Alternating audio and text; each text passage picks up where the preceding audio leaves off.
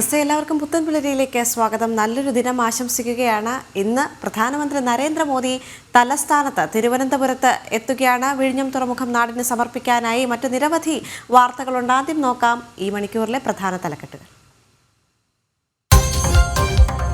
തിരിച്ചടിക്കാൻ ഉറച്ചു ഭാരതം. ഡൽഹിയിൽ നിർണായക യോഗങ്ങൾ അവസാനിക്കുന്നില്ല.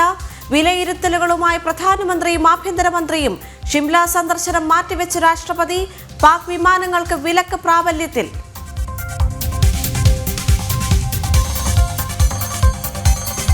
ഭാരതത്തിനൊപ്പമെന്ന് അമേരിക്ക. ഭീകരവിരുദ്ധ പോരാട്ടത്തിൽ എല്ലാ പിന്തുണയും. സമാധാനം പുനഃസ്ഥാപിക്കാൻ ശ്രമിക്കണമെന്ന് മാർക്കോ റൂബിയോ. വിദേശകാര്യമന്ത്രിയുമായി സംസാരിച്ച് US വിദേശകാര്യ സെക്രട്ടറി.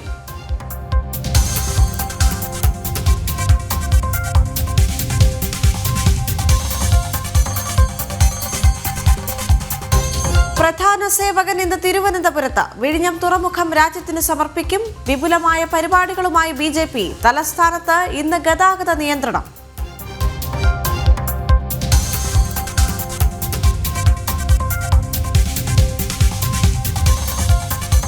ശബരിമല അരവണയിലെ ഏലക്കയിൽ വിഷാംശം കണ്ടെത്തിയതിൽ കനത്ത നഷ്ടം. ദേവസ്വം ബോർഡിന് നഷ്ടം 9 കോടി.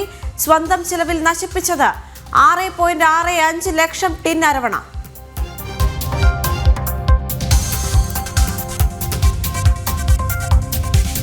വിചിത്ര ഉത്തരവുമായി എറണാകുളം ഡെപ്യൂട്ടി കളക്ടർ. CPI പ്രാദേശിക നേതാവിന് വേണ്ടി വില്ലേജ് ഓഫീസർക്ക് സ്ഥലം മാറ്റം. ഉത്തരവ് കാരണം എടുത്തു പറഞ്ഞ പകർപ്പ് ജനം TVക്ക്. സർവീസ് ചട്ടലംഘനമെന്ന ആക്ഷേപം.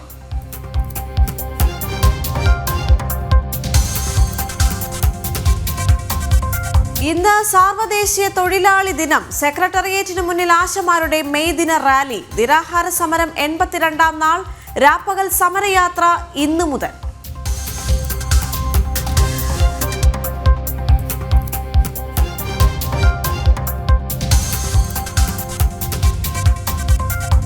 IPL-ൽ ചെന്നൈ മുന്നേറ്റമില്ല. പഞ്ചാബിനോട് 4 വിക്കറ്റ് തോൽവി. ക്വാളിഫൈ ചെയ്യില്ലെന്നുറപ്പായി. ഇന്ന് മുംബൈ രാജസ്ഥാൻ പോരാട്ടം.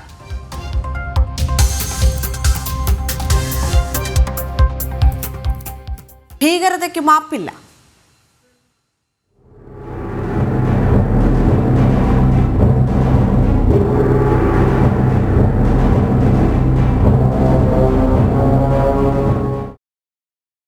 പഹൽഗാം ഭീകരാക്രമണത്തിൽ സുരക്ഷാ സേനയുടെ തിരച്ചിൽ ഊർജിതം. ഭീകരർ തെക്കൻ കശ്മീരിലെ വനമേഖലകളിലുണ്ടെന്നാണ് വിലയിരുത്തൽ.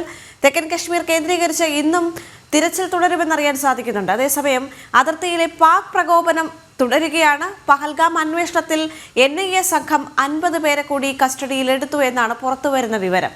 പ്രദേശവാസികളായ ആളുകളെയാണ് കസ്റ്റഡിയിലെടുത്ത് ചോദ്യം ചെയ്തത്. ഇന്നലെ ഇതുമായി ബന്ധപ്പെട്ട് കൂടുതൽ വിശദാംശങ്ങൾ പുറത്തേക്ക് വന്നിരുന്നു. ലഷ്കർ-e തയ്യബയുടെ ബന്ധവും മറ്റ് വിവരങ്ങളും പുറത്തേക്ക് വന്നതിന് പിന്നാലെ കൂടുതൽ അന്വേഷണങ്ങൾ നടക്കുകയാണ്. NIAയുടെ ഭാഗത്ത് നിന്ന് കൂടുതൽ വിവരങ്ങൾ ഇനിയുള്ള ഘട്ടങ്ങളിൽ കൂടി പുറത്തു വരാനുള്ള സാധ്യതകളും കാണുന്നുണ്ട്. ശ്രീനഗറിൽ നിന്ന് ഞങ്ങളുടെ പ്രതിനിധി S നന്ദഗോപൻ ചേരുകയാണ്.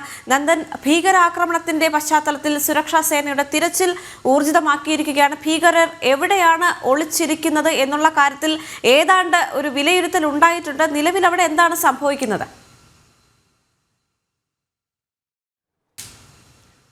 ദേവിക, പെഹൽഗാമിലെ ബൈസരൺ വാലിയിൽ തീവ്രവാദികൾ 26 പേരുടെ ജീവൻ എടുത്തിട്ട് ഇന്നിപ്പോൾ 9 ദിവസമാകുന്നു. ഈ 9 ദിവസമായി തന്നെ ഈ ഭീകരവാദികൾക്കായിട്ടുള്ള തിരച്ചിലായിരുന്നു. ആദ്യഘട്ടത്തിൽ ഇവർ ആരാണ് എന്ന് തിരിച്ചറിയാൻ പറ്റിയിരുന്നില്ല. പിന്നെ മൊബൈൽ ഫോൺ ദൃശ്യങ്ങൾ അത് ശാസ്ത്രീയ പരിശോധനയ്ക്ക് വിധേയമാക്കിയാണ് ഈ ഭീകരവാദികൾ ആരാണ് എന്നുള്ള കാര്യം വ്യക്തമായത്. അതിനുശേഷം കൃത്യമായ രീതിയിലുള്ള പരിശോധനയാണ് നടന്നു വരുന്നത്. ഈ ഭീകരന്മാരുടെ ചൈനീസ് നിർമ്മിത നാവിഗേഷൻ എക്യുപ്മെൻറ്റ്സ്, ദിശാസൂചികകൾ ഒക്കെ തന്നെ ഇവരുടെ കയ്യിൽ ഉള്ളതിനാൽ തന്നെ ഇവരുടെ സഞ്ചാരപാത കണ്ടുപിടിക്കുന്നത് വളരെ ശ്രമകരമായ ഒരു ദൗത്യമായിരുന്നു. ഏതായാലും ഇവരെ ട്രേസ് ചെയ്യാൻ കഴിഞ്ഞിട്ടുണ്ട്. ഇവരെ തെക്കൻ കാശ്മീരിലെ കുൽഗാം മലനിരകളിൽ തന്നെ ഉണ്ട് എന്നുള്ളതാണ്. ഇന്നലെയും ഈ കുൽഗാം മലനിരകൾ കേന്ദ്രീകരിച്ച് തിരച്ചിൽ നടത്തിയിരുന്നു. ഇന്നിപ്പോൾ വീണ്ടും ഈ തിരച്ചിൽ നടപടികൾ രാവിലെ തന്നെ പുനരാരംഭിച്ചിട്ടുണ്ട്. ഈ വെളിച്ചം വലിയ പ്രശ്നമായതിനാൽ തന്നെ രാത്രിയിൽ അത്തരം തിരച്ചിൽ നടപടികൾ ഒഴിവാക്കാറുണ്ട്.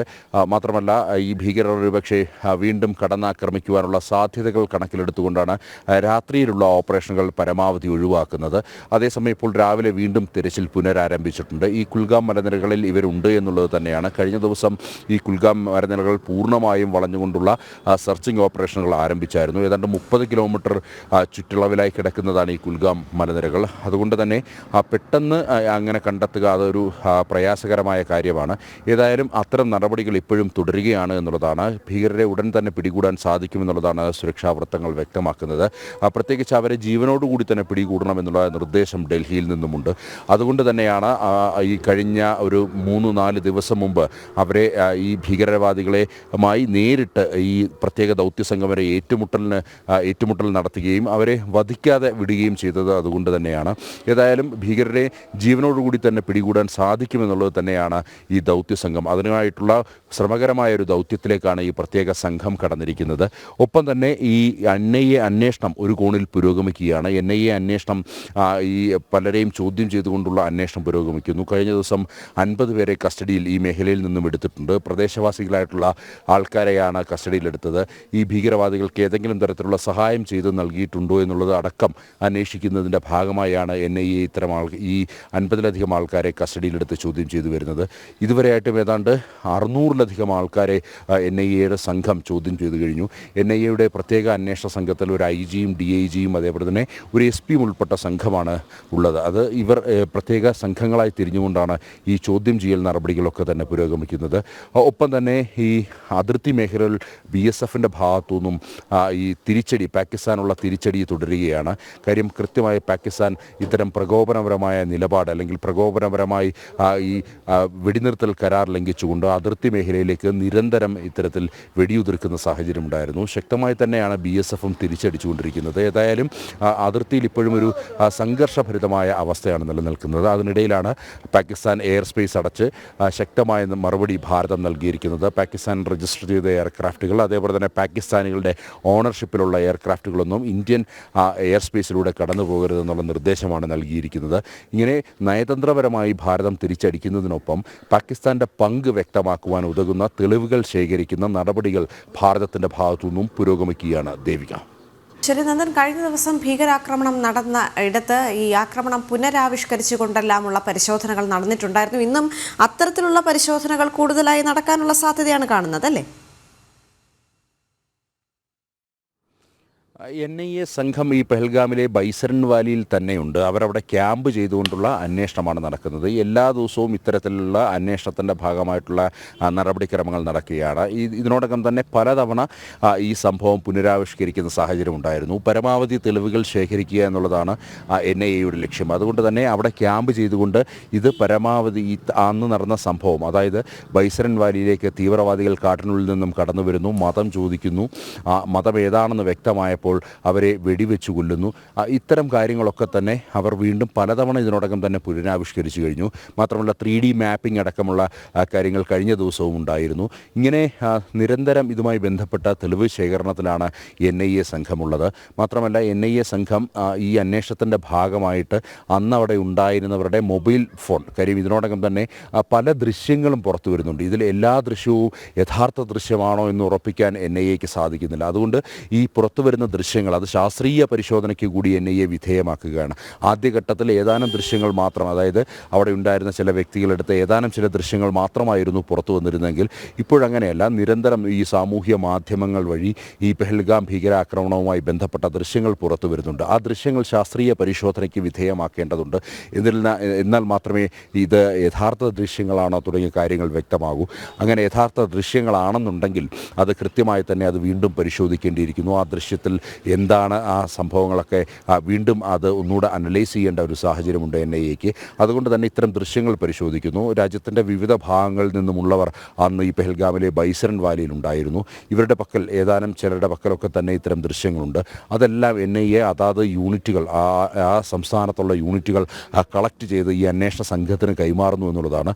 മാത്രമല്ല ഈ അന്വേഷണത്തിൻ്റെ ഭാഗമായി അത്തരം ആൾക്കാരെ, അന്ന് പെഹൽഗാമിലെ ഈ ബൈസരൻ വാലിയിൽ ഉണ്ടായിരുന്ന ആൾക്കാരെ നേരിട്ട് കണ്ട് അവരുടെ സംസ്ഥാനങ്ങളിലേക്ക് എത്തി നേരിട്ട് കണ്ട് ചോദ്യം ചെയ്യുവാനും ആണ് NIA തയ്യാറെടുക്കുന്നത്. ഇതിനോടകം തന്നെ അങ്ങനെ പല മേഖലകളിലും എത്തി NIAയുടെ ചോദ്യം ചെയ്യൽ നടപടികൾ കഴിഞ്ഞിരിക്കുന്നു. അങ്ങനെ ആ നടപടികളും തുടരുകയാണ്. അന്വേഷണത്തിൽ കാര്യമായ പുരോഗതി ഉണ്ട് എന്നുള്ളത് തന്നെയാണ് ഈ NIAയുടെ പ്രത്യേക അന്വേഷണ സംഘം വിലയിരുത്തുന്നത്. ദേവിക, ശരി, ശക്തമായ തിരിച്ചടി നൽകും എന്നാണ് ഭാരതം ഈ ഒരു ഘട്ടത്തിലും അറിയിച്ചുകൊണ്ടിരിക്കുന്നത്. പാകിസ്ഥാന്റെ സൈനിക വിമാനങ്ങൾ അടക്കം ഇന്ത്യൻ വ്യോമമേഖലയിൽ യാത്രാനുമതി നൽകിയിട്ടില്ല എന്നൊരു പ്രത്യേകത കൂടിയുണ്ട്. ഡൽഹിയിൽ നിന്ന് ഗൗതമനന്ദ നാരായണൻ ചേരുകയാണ്. പാകിസ്ഥാനെതിരെ വലിയ തിരിച്ചടിയാണ് ഭാരതം തുടർന്നുകൊണ്ടിരിക്കുന്നത്. പാകിസ്ഥാന്റെ സൈനിക വിമാനങ്ങൾക്ക് ഇന്ത്യൻ വ്യോമമേഖലയിൽ യാത്രാ അനുമതിയില്ല. എന്നാൽ പാകിസ്ഥാൻ വഴിയെത്തുന്ന വിദേശ വിമാന സർവീസുകൾക്ക് വിലക്കില്ല എന്നാണ് അറിയാൻ സാധിക്കുന്നത്. ഗൗതം ചേരുന്നു വിവരങ്ങളുമായി. ഗൗതം, ആദ്യപടിയായി തന്നെ അല്ലെങ്കിൽ വളരെ ശക്തമായി തന്നെ ഭാരതം തിരിച്ചടിക്കാൻ തുടങ്ങി എന്ന് തെളിയിക്കുന്നതാണ്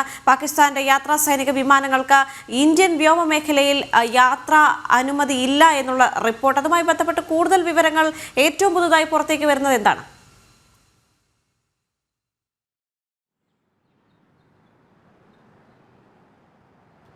ദേവിക, ഇന്നലെ രാത്രിയിലാണ് ഇത്തരം ഒരു തീരുമാനം കേന്ദ്ര സർക്കാർ കൈക്കൊണ്ടത്. മെയ് 24 വരെയാണ് ഈ ഒരു നീക്കം സർക്കാർ നടത്തിയിരിക്കുന്നത്. അതായത് നേരത്തെ പാകിസ്ഥാൻ ഇത്തരമൊരു നടപടി എടുത്തിരുന്നു. പഹൽഗാം ഭീകരാക്രമണത്തിന് ശേഷം ആദ്യഘട്ടത്തിൽ തന്നെ ഭാരതം ചില കടുത്ത തീരുമാനങ്ങൾ എടുത്തു. അത് നമുക്കറിയാം. സിന്ധു നദീജല കരാറിൽ നിന്നും നമ്മുടെ രാജ്യം പിന്മാറി. അതോടൊപ്പം തന്നെ ഡൽഹിയിലെ പാകിസ്ഥാൻ ഹൈക്കമ്മീഷനിലെ നയതന്ത്ര ഉദ്യോഗസ്ഥരോട് രാജ്യം വിട്ടുപോകാനും അതോടൊപ്പം തന്നെ ഇന്ത്യയിൽ തങ്ങിയിരുന്ന പാകിസ്ഥാൻ പൗരന്മാർക്ക് തിരിച്ചു പോകാൻ ഉള്ള നിർദ്ദേശവുമെല്ലാം കേന്ദ്ര സർക്കാർ എടുത്തുകൊണ്ട് മുൻപ് യുദ്ധം നടക്കുന്ന കാലഘട്ടത്തിൽ പോലും എടുത്തിട്ടില്ലാത്ത രീതിയിലുള്ള അതിശക്തമായ നയതന്ത്ര തരത്തിലുള്ള സർജിക്കൽ സ്ട്രൈക്ക് ഭാരതത്തിന്റെ ഭാഗത്ത് നിന്ന് ഉണ്ടായി. ഇതേ തുടർന്ന് 24-ാം തീയതി കഴിഞ്ഞ മാസം 24-ന് പാകിസ്ഥാനാണ് ആദ്യഘട്ടത്തിൽ ഈ വ്യോമ അതിർത്തി അടച്ചുകൊണ്ട് ഇന്ത്യക്കെതിരെ ഒരു നീക്കം നടത്തിയത്. ഇപ്പോൾ അതേ രീതിയിലുള്ള ഒരു തിരിച്ചടി ഭാരതത്തിന്റെ ഭാഗത്ത് നിന്ന് ഉണ്ടായിരിക്കുന്നു. ഇന്നലെ രാത്രിയിലാണ് ഇത് സംബന്ധിച്ചുള്ള തീരുമാനം കേന്ദ്ര സർക്കാർ അറിയിച്ചത്.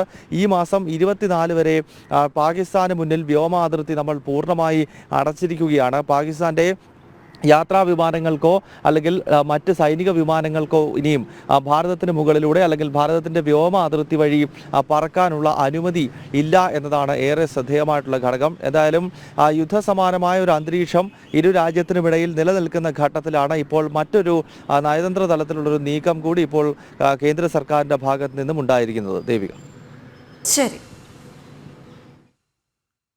എന്തായാലും ഭീകരതയ്ക്കെതിരായ പോരാട്ടത്തിൽ ഭാരതത്തോടൊപ്പം എന്നറിയിച്ചിരിക്കുകയാണ് അമേരിക്ക. US സ്റ്റേറ്റ് സെക്രട്ടറി മാർക്കോ റൂബിയോയാണ് ഈ വിവരം അറിയിച്ചിരിക്കുന്നത്. വിദേശകാര്യമന്ത്രി S ജയശങ്കറുമായി US സെക്രട്ടറി ആശയവിനിമയം നടത്തിയിട്ടുണ്ട്. ഏപ്രിൽ 22-ന് നടന്ന പഹൽഗാം ആക്രമണം അപലപിക്കേണ്ടത് അനിവാര്യമെന്ന പാകിസ്ഥാനോട് ആവശ്യപ്പെട്ടതായും സ്റ്റേറ്റ് സെക്രട്ടറിയുടെ ഔദ്യോഗിക കുറിപ്പിൽ പറയുന്നു. വിവരങ്ങളുമായി ഐസൻ ജോസ് ചേരുന്നു. ഐസൻ, ആദ്യഘട്ടത്തിൽ തന്നെ അമേരിക്ക ഇന്ത്യക്കൊപ്പം തന്നെയാണ് എന്ന് അറിയിച്ചിരുന്നു. പക്ഷേ ഇപ്പോൾ വീണ്ടും ആ നിലപാട് ആവർത്തിച്ചിരിക്കുകയാണ്. ഭീകരവിരുദ്ധ പോരാട്ടത്തിൽ ഭാരതത്തിനൊപ്പം തന്നെയെന്ന് US അറിയിക്കുമ്പോൾ ഷഹബാസ് ഷെരീഫിനോടടക്കം അന്വേഷണവുമായി സഹകരിക്കണമെന്നാണ് മാർക്കോ റൂബിയോ ആവശ്യപ്പെട്ടിരിക്കുന്നത്, അല്ലേ? ഭാരതത്തിന്റെ വിദേശകാര്യമന്ത്രി S ജയശങ്കറുമായാണ് മാർക്കോ റൂബിയോ ടെലിഫോണിൽ സംസാരിച്ചത്. ടെലിഫോണിൽ സംസാരിച്ചതിന്റെ അടിസ്ഥാനം തന്നെ അല്ലെങ്കിൽ അതിന്റെ ഏറ്റവും പ്രധാനപ്പെട്ട മൂല്യം എന്നുള്ളത് തന്നെ ഭീകരതയ്ക്കെതിരായ നിലപാടിൽ ഭാരതത്തോടൊപ്പം എന്ന അമേരിക്കയുടെ ഒരു വാക്കാണ്, അല്ലെങ്കിൽ അമേരിക്കയുടെ ഒരു നിലപാടാണ്. അതായത് അതിൽ നിന്നും വായിച്ചെടുക്കാൻ സാധിക്കുന്നത് ഭീകരതയെ പ്രോത്സാഹിപ്പിക്കുന്ന രാജ്യമാണ് പാകിസ്ഥാൻ, അതുകൊണ്ട് തന്നെ പാകിസ്ഥാനോടൊപ്പം അല്ല അമേരിക്ക എന്ന് വളരെ കൃത്യമായി പറയുന്നു. അത് തന്നെ ഏറ്റവും പ്രാധാന്യത്തോടെ നോക്കിക്കാണേണ്ടത് പ്രധാനമന്ത്രി നരേന്ദ്രമോദി ഈ കാലം അത്രയും, അതായത് അദ്ദേഹം അധികാരത്തിലെത്തിയ അന്നു മുതൽ 10-11 വർഷത്തോളമായി അധികാരത്തിൽ തുടരുന്ന ആ കാലം മുഴുവൻ അദ്ദേഹം ലോക ഫോറങ്ങളിൽ മുഴുവൻ ആവശ്യപ്പെട്ടത് ഭീകരതയ്ക്ക് വിരുദ്ധ സഖ്യം ഉറപ്പാക്കണമെന്നാണ്. അതിനെ പൂർണ്ണമായും അംഗീകരിക്കുന്ന ഒരു നിലപാടും പാകിസ്ഥാനെ തള്ളുന്ന ഒരു നിലപാടുമാണ് മാർക്കോ റൂബിയോയുടെ ഭാഗത്തു നിന്നുണ്ടായിരിക്കുന്നത്. ഭീകരതയുടെ ഒരു തരത്തിലുള്ള അവതരണങ്ങളെയും അംഗീകരിക്കാൻ സാധിക്കില്ല. അത് മനുഷ്യത്വഹീനവും അതുപോലെ തന്നെ ലോകത്തിന്റെ തന്നെ സുരക്ഷയെ പ്രതികൂലമായി ബാധിക്കുന്നതുമാണ് എന്ന് നേരത്തെ തന്നെ അമേരിക്ക വ്യക്തമാക്കിയിരുന്നു. അത് ഉറക്കെ പറയുകയും ഭാരതത്തോടൊപ്പം ഈ വിഷയത്തിൽ നിൽക്കുകയും ചെയ്യുന്നു എന്ന് പറയുമ്പോൾ പാകിസ്ഥാന്റെ നിലപാടുകളെ എല്ലാം തന്നെ തള്ളിക്കളഞ്ഞിരിക്കുന്നു എന്നാണ് അതിൽ നിന്നും നമുക്ക് വായിച്ചെടുക്കാൻ സാധിക്കുന്നത്. മാത്രമല്ല പാകിസ്ഥാനോട് വളരെ കൃത്യമായ ചില നിർദ്ദേശങ്ങളും മാർക്കോ റൂബിയോ നൽകുന്നുണ്ട്. എന്താണ് ഇതുവരെ പാകിസ്ഥാൻ ഈ വിഷയത്തിൽ എടുത്തിരുന്ന നിലപാട്, അതിന് നേരെ എതിരായ ഒരു നിലപാടാണ് മാർക്കോ റൂബിയോയുടെ ഭാഗത്തു നിന്നുണ്ടാകുന്നത്. ഇതുവരെ പാകിസ്ഥാൻ പഹൽഗാം ഭീകരാക്രമണത്തെ അപലപിക്കുന്ന ഒരു നിലപാട് സ്വീകരിച്ചിരുന്നില്ല. എന്നാൽ അപലപിക്കേണ്ടത് അനിവാര്യമാണ് എന്ന് വളരെ കൃത്യമായി മാർക്കോ റൂബിയോ അറിയിക്കുന്നുണ്ട്. അതുപോലെ തന്നെ മറ്റൊരു സുപ്രധാന ഘടകം എടുത്തു പറയേണ്ടത് ഒരു സ്വതന്ത്ര അന്വേഷണം വേണം, അല്ലെങ്കിൽ ഒരു സ്വതന്ത്ര ഏജൻസിയെ വെച്ച് അന്വേഷിക്കണം ഈ പഹൽഗാം ഭീകരാക്രമണം സംബന്ധിച്ച് എന്ന ഒരു വിചിത്രവാദമാണ് പാകിസ്ഥാന്റെ ഭാഗത്ത് നിന്ന് ഇതുവരെ ഉണ്ടായിക്കൊണ്ടിരുന്നത്. അതിനെ നിലപാടിനെയും കൃത്യമായി എതിർക്കുന്നു എന്ന് നേരിട്ട് എതിർക്കുന്നു എന്ന് പറയുന്നില്ല എങ്കിൽ കൂടി ഭാരതം നടത്തുന്ന അന്വേഷണത്തിൽ സഹകരിക്കണമെന്ന് ആവശ്യപ്പെടുമ്പോൾ തീർച്ചയായും പാകിസ്ഥാൻ മുന്നോട്ട് വയ്ക്കുന്ന സ്വതന്ത്ര സംവിധാനം കൊണ്ടുള്ള അന്വേഷണം എന്നെല്ലാം തന്നെ കൃത്യമായും അമേരിക്ക തള്ളിക്കളയുന്നു എന്നാണ് മനസ്സിലാക്കാൻ സാധിക്കുന്നത്. തീർത്തും ഭാരതത്തിന് അനുകൂലമായ കൃത്യമായ ഒരു നിലപാട് അമേരിക്ക സ്വീകരിച്ചിരിക്കുന്നു. അതിന്റെ കാരണം തന്നെ വ്യക്തമാണ്. ഏപ്രിൽ 22 ഈ സംഭവം നടന്ന ഇന്ന് മെയ് 1 ആകുമ്പോൾ ഇത്രയും ദിവസത്തിനുള്ളിൽ അമേരിക്കയ്ക്ക് ലഭ്യമായ മറുപടികളുടെയും അല്ലെങ്കിൽ നിരീക്ഷണങ്ങളുടെയും ഭാഗമായി അമേരിക്ക കൃത്യമായ ഒരു നിലപാടിലെത്തിയിരിക്കുന്നു. ഭാരതം ഭീകരതയ്ക്കെതിരായ കൃത്യമായ നീക്കങ്ങൾ നടത്തുമ്പോൾ ഭാരതത്തോടൊപ്പം നിൽക്കുകയും പഹൽഗാം ആക്രമണം ഉൾപ്പെടെയുള്ള നിരവധിയായ അതിർത്തി കടന്നുള്ള തീവ്രവാദത്തെ പ്രോത്സാഹിപ്പിക്കുന്ന നിലപാട് പാകിസ്ഥാന്റെ ഭാഗത്തു നിന്നുണ്ടാകുമ്പോൾ അതിനെ ശക്തമായി എതിർക്കുകയും ചെയ്യുന്നു എന്ന് തന്നെയാണ് ഇതിൽ നിന്നും വായിച്ചെടുക്കേണ്ടത്. പരസ്പരം ചർച്ച ചെയ്ത് പ്രശ്നങ്ങൾ പരിഹരിക്കാൻ ശ്രമിക്കണമെന്നൊരു നിലപാട് കൂടി അറിയിക്കുന്നുണ്ട്. അതിൽ നിന്നെല്ലാം തന്നെ വ്യക്തമാകുന്നത് വരാനിരിക്കുന്ന ദിവസങ്ങളിൽ ഒരു പക്ഷേ ഭാരതത്തിന്റെ അന്വേഷണവുമായി സഹകരിക്കാനുള്ള ഒരു സമ്മർദ്ദം അല്ലെങ്കിൽ ഒരു കൃത്യമായ നിർദ്ദേശം തന്നെ പാകിസ്ഥാനെ അമേരിക്കയുടെ ഭാഗത്തു നിന്നുണ്ടാകാനുള്ള സാധ്യതയുണ്ട്. അങ്ങനെ വരികയാണെങ്കിൽ തീർത്തും പാകിസ്ഥാൻ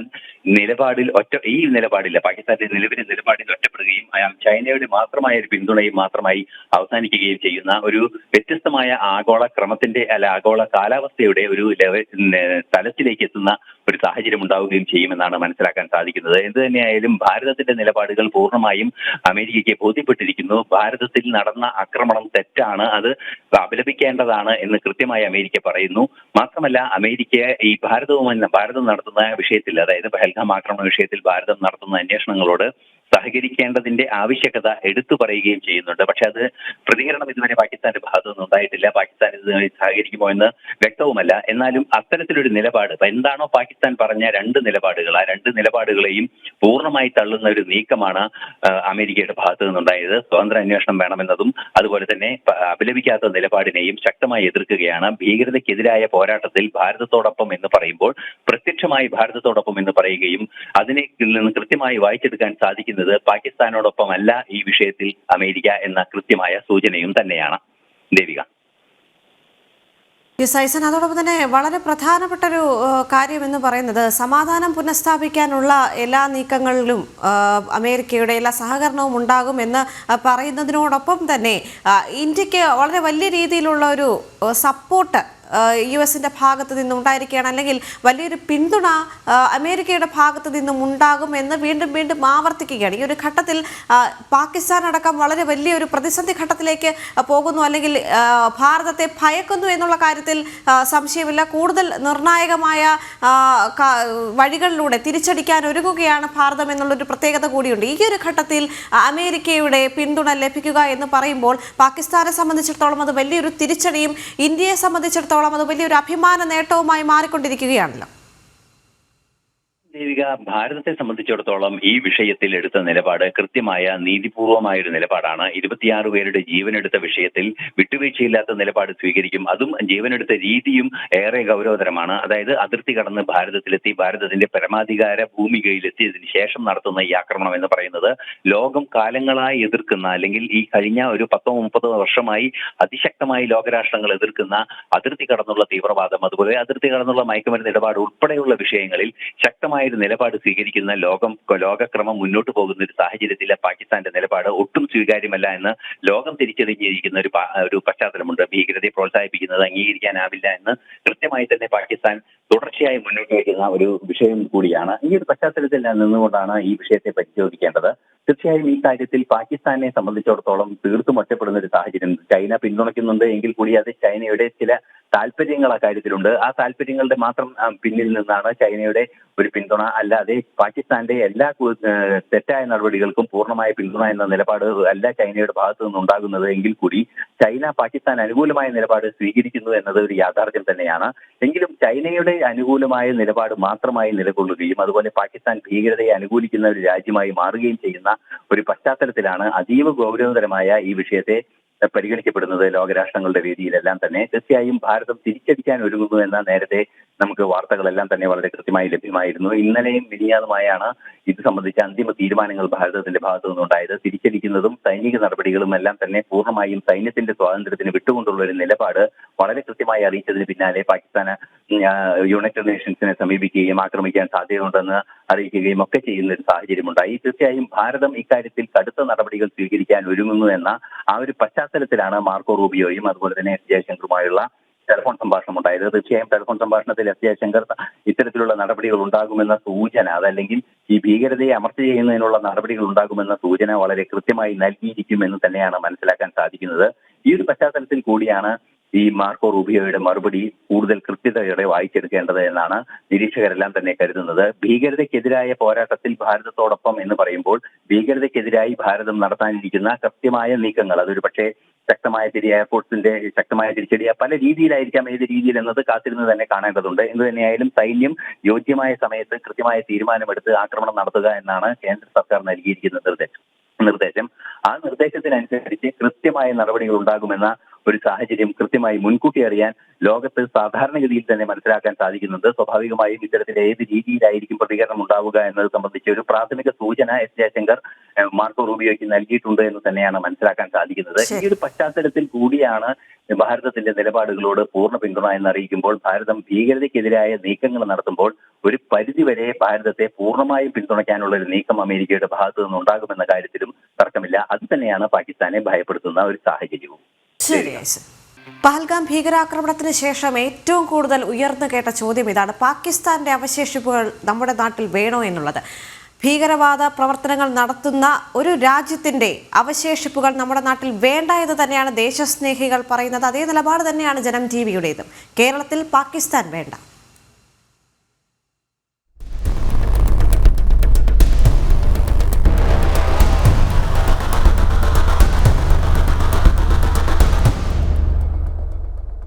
തിരുവനന്തപുരം ജില്ലയിൽ മാത്രം 3 പാകിസ്ഥാന്റെ പേരിൽ സ്ഥലങ്ങൾ. വിവിധ ഇടങ്ങളിലുള്ള പാകിസ്ഥാൻ മുക്കുകൾ കേരളത്തിന് അപമാനമാണെന്ന അഭിപ്രായം ഉയർന്നു കഴിഞ്ഞു. പഹൽഗാം ഭീകരാക്രമണത്തിന്റെ പശ്ചാത്തലത്തിൽ പേരുമാറ്റ ആവശ്യവും ശക്തമാവുകയാണ്. ജനം ടിവി ക്യാമ്പയിൻ തുടരുന്നു. പഹൽഗാമിലെ തീവ്രവാദി ആക്രമണങ്ങളുടെ പശ്ചാത്തലത്തിലാണ് കേരളത്തിലെ പാകിസ്ഥാൻ സ്ഥലപ്പേരുകൾ ഒരിക്കൽ കൂടി ചർച്ചയാകുന്നത്. തലസ്ഥാന നഗരിയായ തിരുവനന്തപുരത്തുമുണ്ട് ഇത്തരത്തിൽ പാകിസ്ഥാന്റെ പേരിൽ അറിയപ്പെടുന്ന നിരവധി സ്ഥലപ്പേരുകൾ.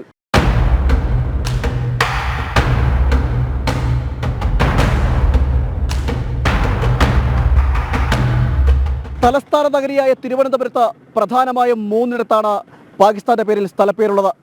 കല്ലറ മിതിർമലയ്ക്ക് സമീപത്തും നെടുമങ്ങാട് ഭരതന്നൂരിന് സമീപത്തും വെഞ്ഞാറമുട്ടിലുമാണ് പാകിസ്ഥാൻ മുക്കെന്ന പേരിൽ അറിയപ്പെടുന്ന സ്ഥലങ്ങളുള്ളത്. ഭാരതത്തിനെതിരെ ഇത്രയും ഭീകരമായ പ്രവർത്തനം നടത്തുമ്പോഴത്തേക്കും ആ രാജ്യത്തെ സ്നേഹിക്കുന്ന തരത്തിലേക്ക് ഉള്ള ഒരു നാടിന് തന്നെ ആ പേര് നാമകരണം ചെയ്തിരിക്കുന്നത് അടിയന്തരമായി തന്നെ ആ പാകിസ്ഥാൻ മുക്ക് എന്ന് പറയുന്ന നാമകരണം മാറ്റണമെന്ന് ഭാരതീയ ജനതാ പാർട്ടിയുടെ നോർത്ത് ജില്ലാ പ്രസിഡന്റ് എന്ന നിലയ്ക്ക് ഞാൻ പറയുകയാണ്. ആ പാകിസ്ഥാൻ്റെ ഭീകരവാദ പ്രവർത്തനത്തിൻ്റെ ഫലമായി നമ്മുടെ സഹോദരങ്ങൾ 28 പേർ ഈ അടുത്ത് നഷ്ടപ്പെടുകയുണ്ടായി. ഈ സാഹചര്യത്തിൽ നമ്മുടെ നാട്ടുപ്രദേശത്താകെ പാകിസ്ഥാൻ മുക്ക് എന്നുള്ള നാമകരണത്തിൽ അറിയപ്പെടുന്ന പ്രദേശങ്ങൾ അനുവദിക്കാൻ പാടില്ല എന്നുള്ളതാണ് നമ്മുടെ ആവശ്യം. രാജ്യത്തിന് നിരന്തരം ഭീഷണി സൃഷ്ടിക്കുന്ന പാകിസ്ഥാന്റെ പേരിൽ ഒരു സ്ഥലപ്പേര് അത് വേണമോ എന്നാണ് പ്രദേശവാസികൾക്കും ചോദിക്കാനുള്ളത്. അതായത് നിരന്തരം നമ്മുടെ രാജ്യത്തെ അറ്റാക്ക് ചെയ്തുകൊണ്ടിരിക്കുന്ന ഒരു നൈബർ കൺട്രിയാണ് പാകിസ്ഥാൻ എന്നത്. ഈ പാകിസ്ഥാൻ എന്നുള്ള പേര് നമ്മുടെ രാജ്യത്തിന് ആവശ്യമില്ല എന്നതാണ് എൻ്റെ അഭിപ്രായം. ഒരു പൂർവ്വ സൈനികൻ എന്നുള്ള രീതിയിൽ എനിക്ക് പറയാനുള്ളതും ഇത് തന്നെയാണ്. പാകിസ്ഥാൻ എന്നുള്ള പേര് നമ്മുടെ രാജ്യത്തിനും രാജ്യത്തുള്ള ഒരു ഭാഗത്തും ഒരു സ്ഥലത്ത് പോലും പാടില്ല. കേരളത്തിൽ പ്രോബബ്ലി ഒരു 4-5 സ്ഥലത്ത് ഇത്തരത്തിലുള്ള പേരുകൾ കണ്ടുവരുന്നുണ്ട്. അത് വേണ്ടപ്പെട്ട അധികാരികൾ എത്രയും പെട്ടെന്ന് തന്നെ അതിനെ റിമൂവ് ചെയ്യണമെന്നാണ് എൻ്റെ അഭിപ്രായം. കല്ലറ വില്ലേജിന്റെ പരിധിയിലാണ് പാകിസ്ഥാൻ മുക്ക് വരുന്നത്. അവിടങ്ങളിലുള്ള പ്രദേശങ്ങളിൽ രജിസ്റ്റർ ചെയ്യുന്ന ആധാരങ്ങളിൽ പോലും പാകിസ്ഥാൻ മുക്ക് എന്ന് എഴുതി ചേർക്കാറുണ്ടെന്നാണ് വിവരം. ഇതൊരു തിരുവനന്തപുരം ജില്ലയിൽ മാത്രം ഒതുങ്ങുന്നതല്ല. സംസ്ഥാനത്തെ വിവിധ ജില്ലകളിൽ പലയിടങ്ങളിലായി പാകിസ്ഥാൻ അനുകൂല പേരുകളുണ്ട്.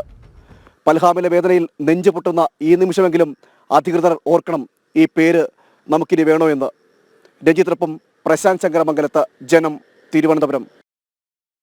തിരുവനന്തപുരത്ത് മാത്രമല്ല മറ്റു പലയിടങ്ങളിലും പാകിസ്ഥാന്റെ പേരിലുള്ള സ്ഥലങ്ങളുണ്ട്. പ്രശാന്ത് ശങ്കരമംഗലത്ത് ചേരുകയാണ്. പ്രശാന്ത്, നമുക്കറിയാം പഹൽഗാം ഭീകരാക്രമണത്തിന് പിന്നാലെ അവിടെ പൊടിഞ്ഞ ഓരോ ചോരയും ഭാരതത്തിന്റെ ആത്മാവിനേറ്റ മുറിവുകൾ തന്നെയാണ്. ഭീകരരുടെ നട്ടലൊടിക്കുമെന്ന് പ്രധാനമന്ത്രി നരേന്ദ്രമോദി ആഹ്വാനം ചെയ്തപ്പോഴും നമ്മൾ ചിന്തിക്കേണ്ട മറ്റൊരു കാര്യം, ഈ പാകിസ്ഥാന്റെ പേരിലുള്ള സ്ഥലപ്പേരുകൾ ഇനിയും നമ്മുടെ നാട്ടിൽ വേണോ എന്നുള്ളത് തന്നെയാണ്. ഇത് മാറ്റാൻ യാതൊരു നടപടികളും ഇതുവരെ സ്വീകരിച്ചിട്ടില്ല എന്നൊരു കാര്യം കൂടിയുണ്ട്. ഇതിൽ മാറ്റം വരേണ്ടതുണ്ട്.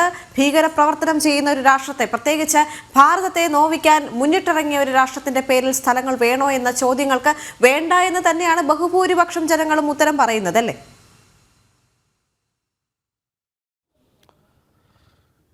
ദേവിക, തീർച്ചയായും അത് തന്നെയാണ്. നമ്മൾ പൽഹാവിലെ വേദനയിൽ നിന്ന് രാജ്യം ഇതുവരെ മുക്തമായിട്ടില്ല. നിരവധി പേർ, 26 പേരുടെ ജീവനാണ് ഈ ആക്രമണത്തിൽ പൊളിഞ്ഞത്. ഈ ഒരു സാഹചര്യത്തിൽ കൂടിയാണ് പൊതുജനം ചിന്തിച്ചു തുടങ്ങിയത്. ഇത്തരം പാകിസ്ഥാൻ അനുകൂല സ്ഥലപ്പേരുകൾ അല്ലെങ്കിൽ പാകിസ്ഥാൻ്റെ പേരിൽ അറിയപ്പെടുന്ന സംസ്ഥാനത്തിനകത്തുള്ള സ്ഥലപ്പേരുകൾ അത് നമുക്ക് വേണമോ എന്നൊരാവശ്യമാണ് ശക്തമായി ഉയരുന്നത്. പലയിടങ്ങളിലും ഇത്തരത്തിൽ പാകിസ്ഥാൻ്റെ പേരിൽ അറിയപ്പെടുന്ന സ്ഥലപ്പേരുണ്ട്.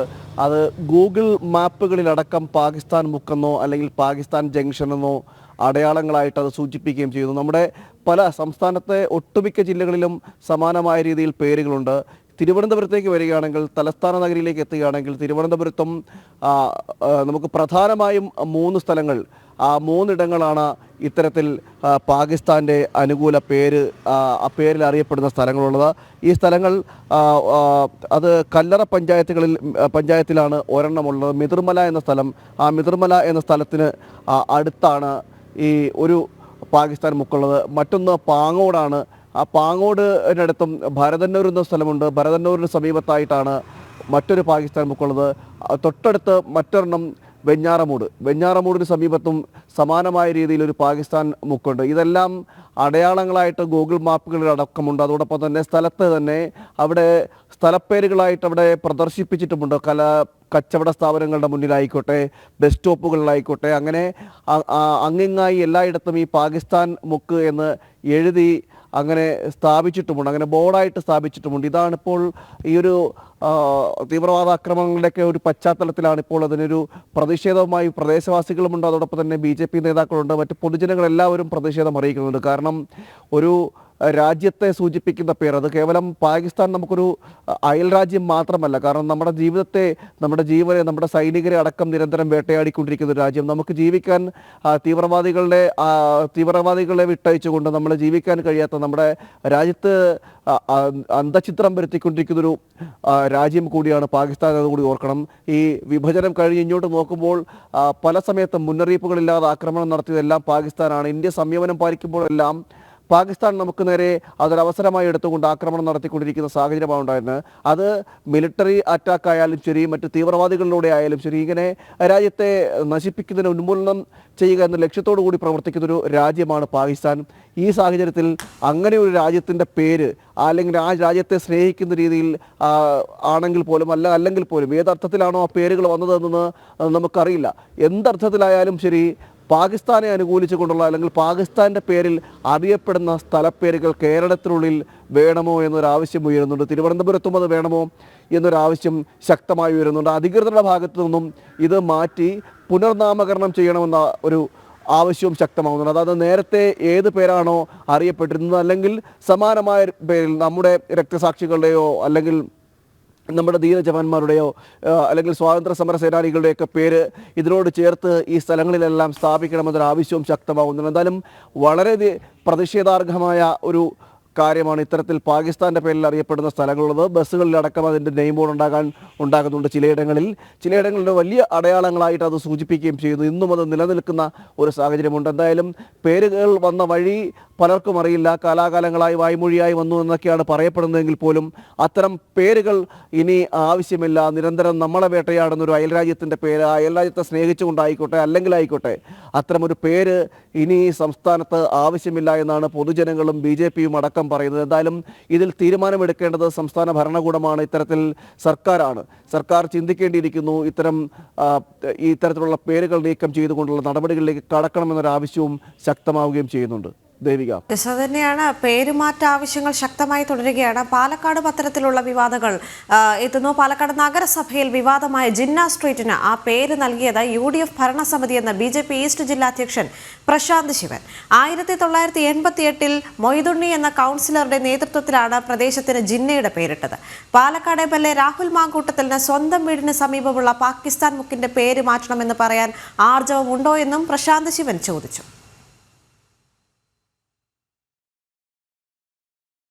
പാലക്കാട് വലിയങ്ങാടിയോട് ചേർന്നുള്ള മഞ്ഞക്കുളം റോഡ് മുതൽ വിത്തുണി വരെയുള്ള പ്രദേശത്തിന്റെ പേര് ജിന്ന സ്ട്രീറ്റ് ആണെന്ന വാർത്ത ജനം TV പുറത്തുവിട്ടതിന് പിന്നാലെയാണ് പ്രതികരണവുമായി BJP ഈസ്റ്റ് ജില്ലാ അധ്യക്ഷൻ പ്രശാന്ത് ശിവൻ രംഗത്തെത്തിയിരിക്കുന്നത്. പാലക്കാട് നഗരസഭ ഭരിച്ച കോൺഗ്രസ് ഭരണസമിതിയാണ് പ്രദേശത്തിന് പാകിസ്ഥാൻ രാഷ്ട്രപിതാവ് മുഹമ്മദ് അലി ജിന്നയുടെ പേര് നൽകിയതെന്ന് പ്രശാന്ത് ശിവൻ പറഞ്ഞു. 1988 UDF വാർഡ് കൗൺസിലർ മൊയ്തുണ്ണിയുടെ നേതൃത്വത്തിലായിരുന്നു നാമകരണം. പ്രസ്തുത പേരുമാറ്റി പ്രദേശത്തിന് ചേറ്റൂർ ശങ്കരൻ നായരുടെ പേര് നൽകണമെന്നും അടുത്ത നഗരസഭാ കൗൺസിലിൽ BJP ഈ ആവശ്യം ശക്തമായി ഉയർത്തുമെന്നും പ്രശാന്ത് ശിവൻ പറഞ്ഞു. അടുത്ത കൗൺസിലിനകത്ത് ഇത്തരത്തിലുള്ള ജിന്നയുടെ പേരിലുള്ള ഇതുപോലുള്ള പാകിസ്ഥാൻ അടയാളങ്ങൾ രേഖപ്പെടുത്തുന്ന തരത്തിലുള്ള രേഖകൾ ഈ പാലക്കാടിൻ്റെ മണ്ണിൽ ആവശ്യമില്ല എന്നുള്ള ബോധ്യം ഞങ്ങൾക്ക് 100% ഇത്തരത്തിലുള്ള ആവശ്യങ്ങളുടെ ഒരു തുടക്കം എന്ന നിലയ്ക്കാണ് ജിന്ന സ്ട്രീറ്റുമായി ബന്ധപ്പെട്ടിട്ടുള്ള അതിൻ്റെ പേര് മാറ്റി സ്വാതന്ത്ര്യ സമര പോരാട്ടങ്ങൾക്ക് നേതൃത്വം കൊടുത്തിട്ടുള്ള ജാലിയൻ വാലാബാഗ് സമരത്തിൽ ഇത്രത്തോളം പ്രാധാന്യം വഹിച്ചിട്ടുള്ള അതിനെ തുടർന്ന് നിയമ പോരാട്ടങ്ങൾ നടത്തിയിട്ടുള്ള ചേറ്റൂർ ശങ്കരൻ നായരുടെ പേര് അവിടെ നൽകണം എന്ന ആവശ്യവുമായി ബന്ധപ്പെട്ടുള്ള പ്രമേയം അടുത്ത കൗൺസിലിനകത്ത് ചർച്ചയായി വരും. കൂടാതെ പാലക്കാട് ഒരു കെട്ടിടത്തിന് ദേശീയവാദിയുടെ പേര് നൽകുന്നതിനെ എതിർക്കുന്ന MLA രാഹുൽ മാങ്കൂട്ടത്തിലിൻ്റെ വീടിൻ്റെ തൊട്ടടുത്താണ് പാകിസ്ഥാൻ മുക്ക് എന്ന സ്ഥലം സ്ഥിതി ചെയ്യുന്നത് എന്നും രാജ്യം പെഹൽഗാം ആക്രമണത്തിൽ വേദനയിൽ കഴിയുമ്പോൾ ഈ പ്രദേശത്തിൻ്റെ പേര് മാറ്റണമെന്ന് പറയാൻ രാഹുൽ മാങ്കൂട്ടത്തിലിന് ധൈര്യമുണ്ടോ എന്നും പ്രശാന്ത് ശിവൻ ചോദിച്ചു. പാലക്കാട് MLAയുടെ വീടിൻ്റെ പരിസരത്ത് നിന്ന് ഏതാനും മിനിറ്റുകൾ സഞ്ചരിച്ചു കഴിഞ്ഞാൽ കടമ്പനാട് എന്ന് പറയുന്ന പ്രദേശത്ത് എത്തിച്ചേരുവാനായി സാധിക്കും. ആ പ്രദേശത്ത് പാകിസ്ഥാൻ മുക്ക് എന്ന് പറയുന്ന രീതിയിലുള്ളൊരു കോളനിയുണ്ട്. അവിടെ ആ പ്രദേശത്തിൻ്റെ പേര് മാറ്റണം എന്നുകൊണ്ടോ അല്ലെങ്കിൽ ആ പ്രദേശത്തിൻ്റെ പേര് അവിടെ അത്തരത്തിലല്ല വേണ്ടത്, ഈ രാജ്യ താല്പര്യങ്ങൾക്ക് വേണ്ടിയിട്ട് പരിശ്രമിച്ചിട്ടുള്ള ധീര ജവാന്മാരായിട്ടുള്ള നിരവധി ആളുകളുണ്ട്, സ്വാതന്ത്ര്യ സമര സേനാനികളായിട്ടുള്ള ആളുകളുണ്ട്, മേജർ സന്ദീപ് ഉണ്ണികൃഷ്ണനെ പോലുള്ള ആളുകൾ, ലഫ്റ്റനന്റ് കേണൽ നിരഞ്ജനെ പോലുള്ള ആളുകൾ, അത്തരത്തിലുള്ള ആളുകളുടെ പേരുകളിൽ അറിയപ്പെടേണ്ട പ്രദേശങ്ങൾക്ക് ഇത്തരത്തിൽ പാകിസ്ഥാൻ മുക്ക് എന്ന തരത്തിൽ വന്നിരിക്കുന്ന സമയത്ത്, പ്രത്യേകിച്ച് ഇന്ന് രാജ്യം ഒരു പ്രത്യേക സാഹചര്യത്തിലൂടെ കടന്നുപോയിക്കൊണ്ടിരിക്കുകയാണ്. ആ ഒരു സാഹചര്യത്തിൽ ഇത്തരത്തിലുള്ള പേരുകൾ ഒഴിവാക്കണം എന്നുള്ള ഒരു സിംഗിൾ സ്റ്റേറ്റ്മെൻറ്റ് പോലും പാലക്കാട് MLAയുടെ ഭാഗത്തുനിന്ന് ഉണ്ടായിട്ടില്ല എന്ന് പറയുന്നത് ഇവരുടെ മനസ്സിലിരിപ്പ് എന്താണ് എന്ന് ജനങ്ങൾക്ക് ഇതിലൂടെ വലിയ രീതിയിൽ ബോധ്യപ്പെട്ടിട്ടുണ്ട്. ജിന്ന സ്ട്രീറ്റ് എന്ന പേര് മാറ്റുന്നതുമായി ബന്ധപ്പെട്ട് BJP നഗരസഭയിൽ അടിയന്തര പ്രമേയം നൽകിയിരുന്നു. ജനം, പാലക്കാട്. വിഴിഞ്ഞം തുറമുഖം നാടിന് സമർപ്പിക്കാൻ പ്രധാനമന്ത്രി നരേന്ദ്രമോദി ഇന്ന് തലസ്ഥാനത്തെത്തും. പ്രധാനമന്ത്രിയുടെ വരവിന് മുന്നോടിയായി തിരുവനന്തപുരത്ത് സുരക്ഷ ശക്തമാക്കി. ഉച്ചയ്ക്ക് 2 മണി മുതൽ രാത്രി 10 മണി വരെയും നാളെ രാവിലെ 6:30 മുതൽ ഉച്ചയ്ക്ക് 2 മണി വരെയും ഗതാഗത നിയന്ത്രണം ഉണ്ടാകും. തിരുവനന്തപുരത്തെത്തുന്ന പ്രധാന സേവകനെ സ്വീകരിക്കാൻ വിപുലമായ പരിപാടികളാണ് BJP സംസ്ഥാന നേതൃത്വം ഒരുക്കിയിരിക്കുന്നത്. വിവരങ്ങളുമായി തിരുവനന്തപുരത്ത് നിന്ന് ശാലിനി ചേരുന്നുണ്ട്. ശാലിനി, ഇന്ന് പ്രധാന സേവകൻ തലസ്ഥാനത്ത് എത്തുകയാണ്. വിഴിഞ്ഞം തുറമുഖം നാടിന് സമർപ്പിക്കാനായി അദ്ദേഹം എത്തുമ്പോൾ വലിയ പരിപാടികൾ തന്നെയാണ് BJP സംസ്ഥാന നേതൃത്വവും ഒരുക്കിയിരിക്കുന്നത്. ഗതാഗത നിയന്ത്രണം ഉണ്ടാകും. മറ്റ് വിവരങ്ങൾ എന്തൊക്കെയാണ്?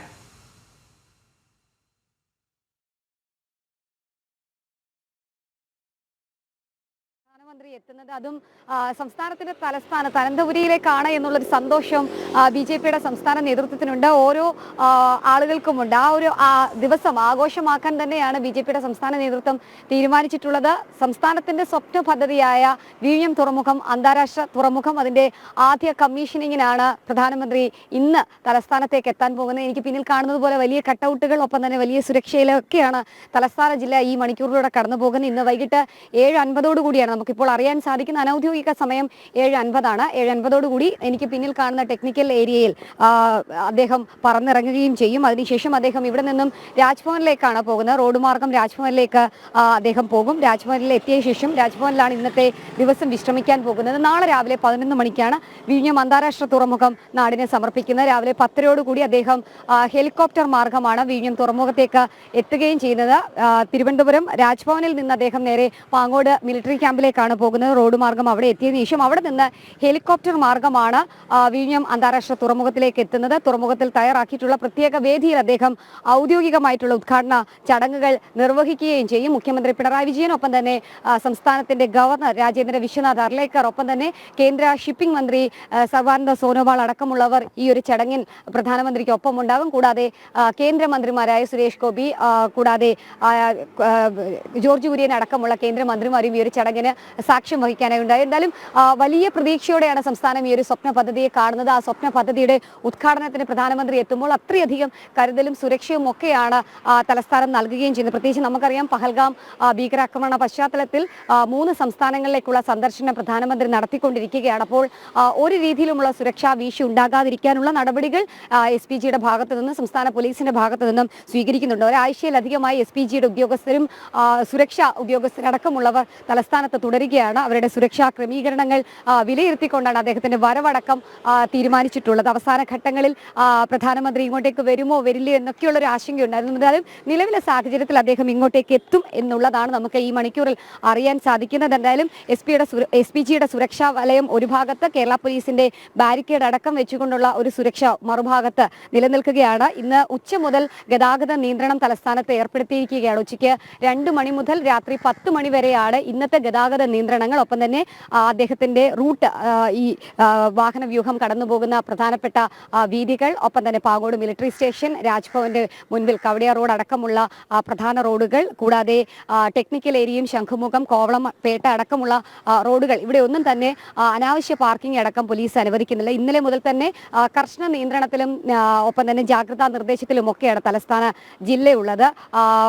സാധാരണ ജനങ്ങൾ, പൊതുജനങ്ങളൊക്കെ തന്നെ ഈ സുരക്ഷാ ക്രമീകരണങ്ങളോട് അവർ സഹകരിക്കണമെന്നുള്ളതാണ് സംസ്ഥാന പോലീസും ജില്ലാ പോലീസ് മേധാവിയും ഒക്കെ അറിയിക്കുകയും ചെയ്തിട്ടുള്ളത്. അതിനുശേഷം നാളെ രാവിലെ 6 മണി മുതൽ ഉച്ചയ്ക്ക് 2 മണി വരെയും ഗതാഗത നിയന്ത്രണം തലസ്ഥാനത്ത് ഏർപ്പെടുത്തും. പ്രധാനമന്ത്രി മടങ്ങി പോകുന്നത് വരെയുള്ള സമയം തലസ്ഥാന ജില്ലയെ സംബന്ധിച്ചിടത്തോളം വളരെ കരുതലും സുരക്ഷയും ഒക്കെയാണ് ഏർപ്പെടുത്തിയിട്ടുള്ളത്. ഉച്ചയ്ക്ക് 2 മണിയോടുകൂടി നമ്മളിപ്പോൾ കാണുന്ന ഈ ദൃശ്യങ്ങളിൽ കാണുന്ന ടെക്നിക്കൽ ഏരിയയിലേക്ക് റോഡ് മാർഗം അദ്ദേഹം എത്തും. എത്തിയതിനു ശേഷം ഇവിടെ നിന്നാണ് പ്രത്യേക വിമാനത്തിൽ അദ്ദേഹം ഹൈദരാബാദിലേക്ക് യാത്ര തിരിക്കുകയും ചെയ്യുന്നത്. എന്തായാലും സുരക്ഷയുടെ കാര്യത്തിൽ ഒരു ഒട്ടും വിട്ടുവീഴ്ചയിൽ നമ്മൾ കഴിഞ്ഞ ദിവസങ്ങളൊക്കെ ചർച്ച ചെയ്തതാണ്.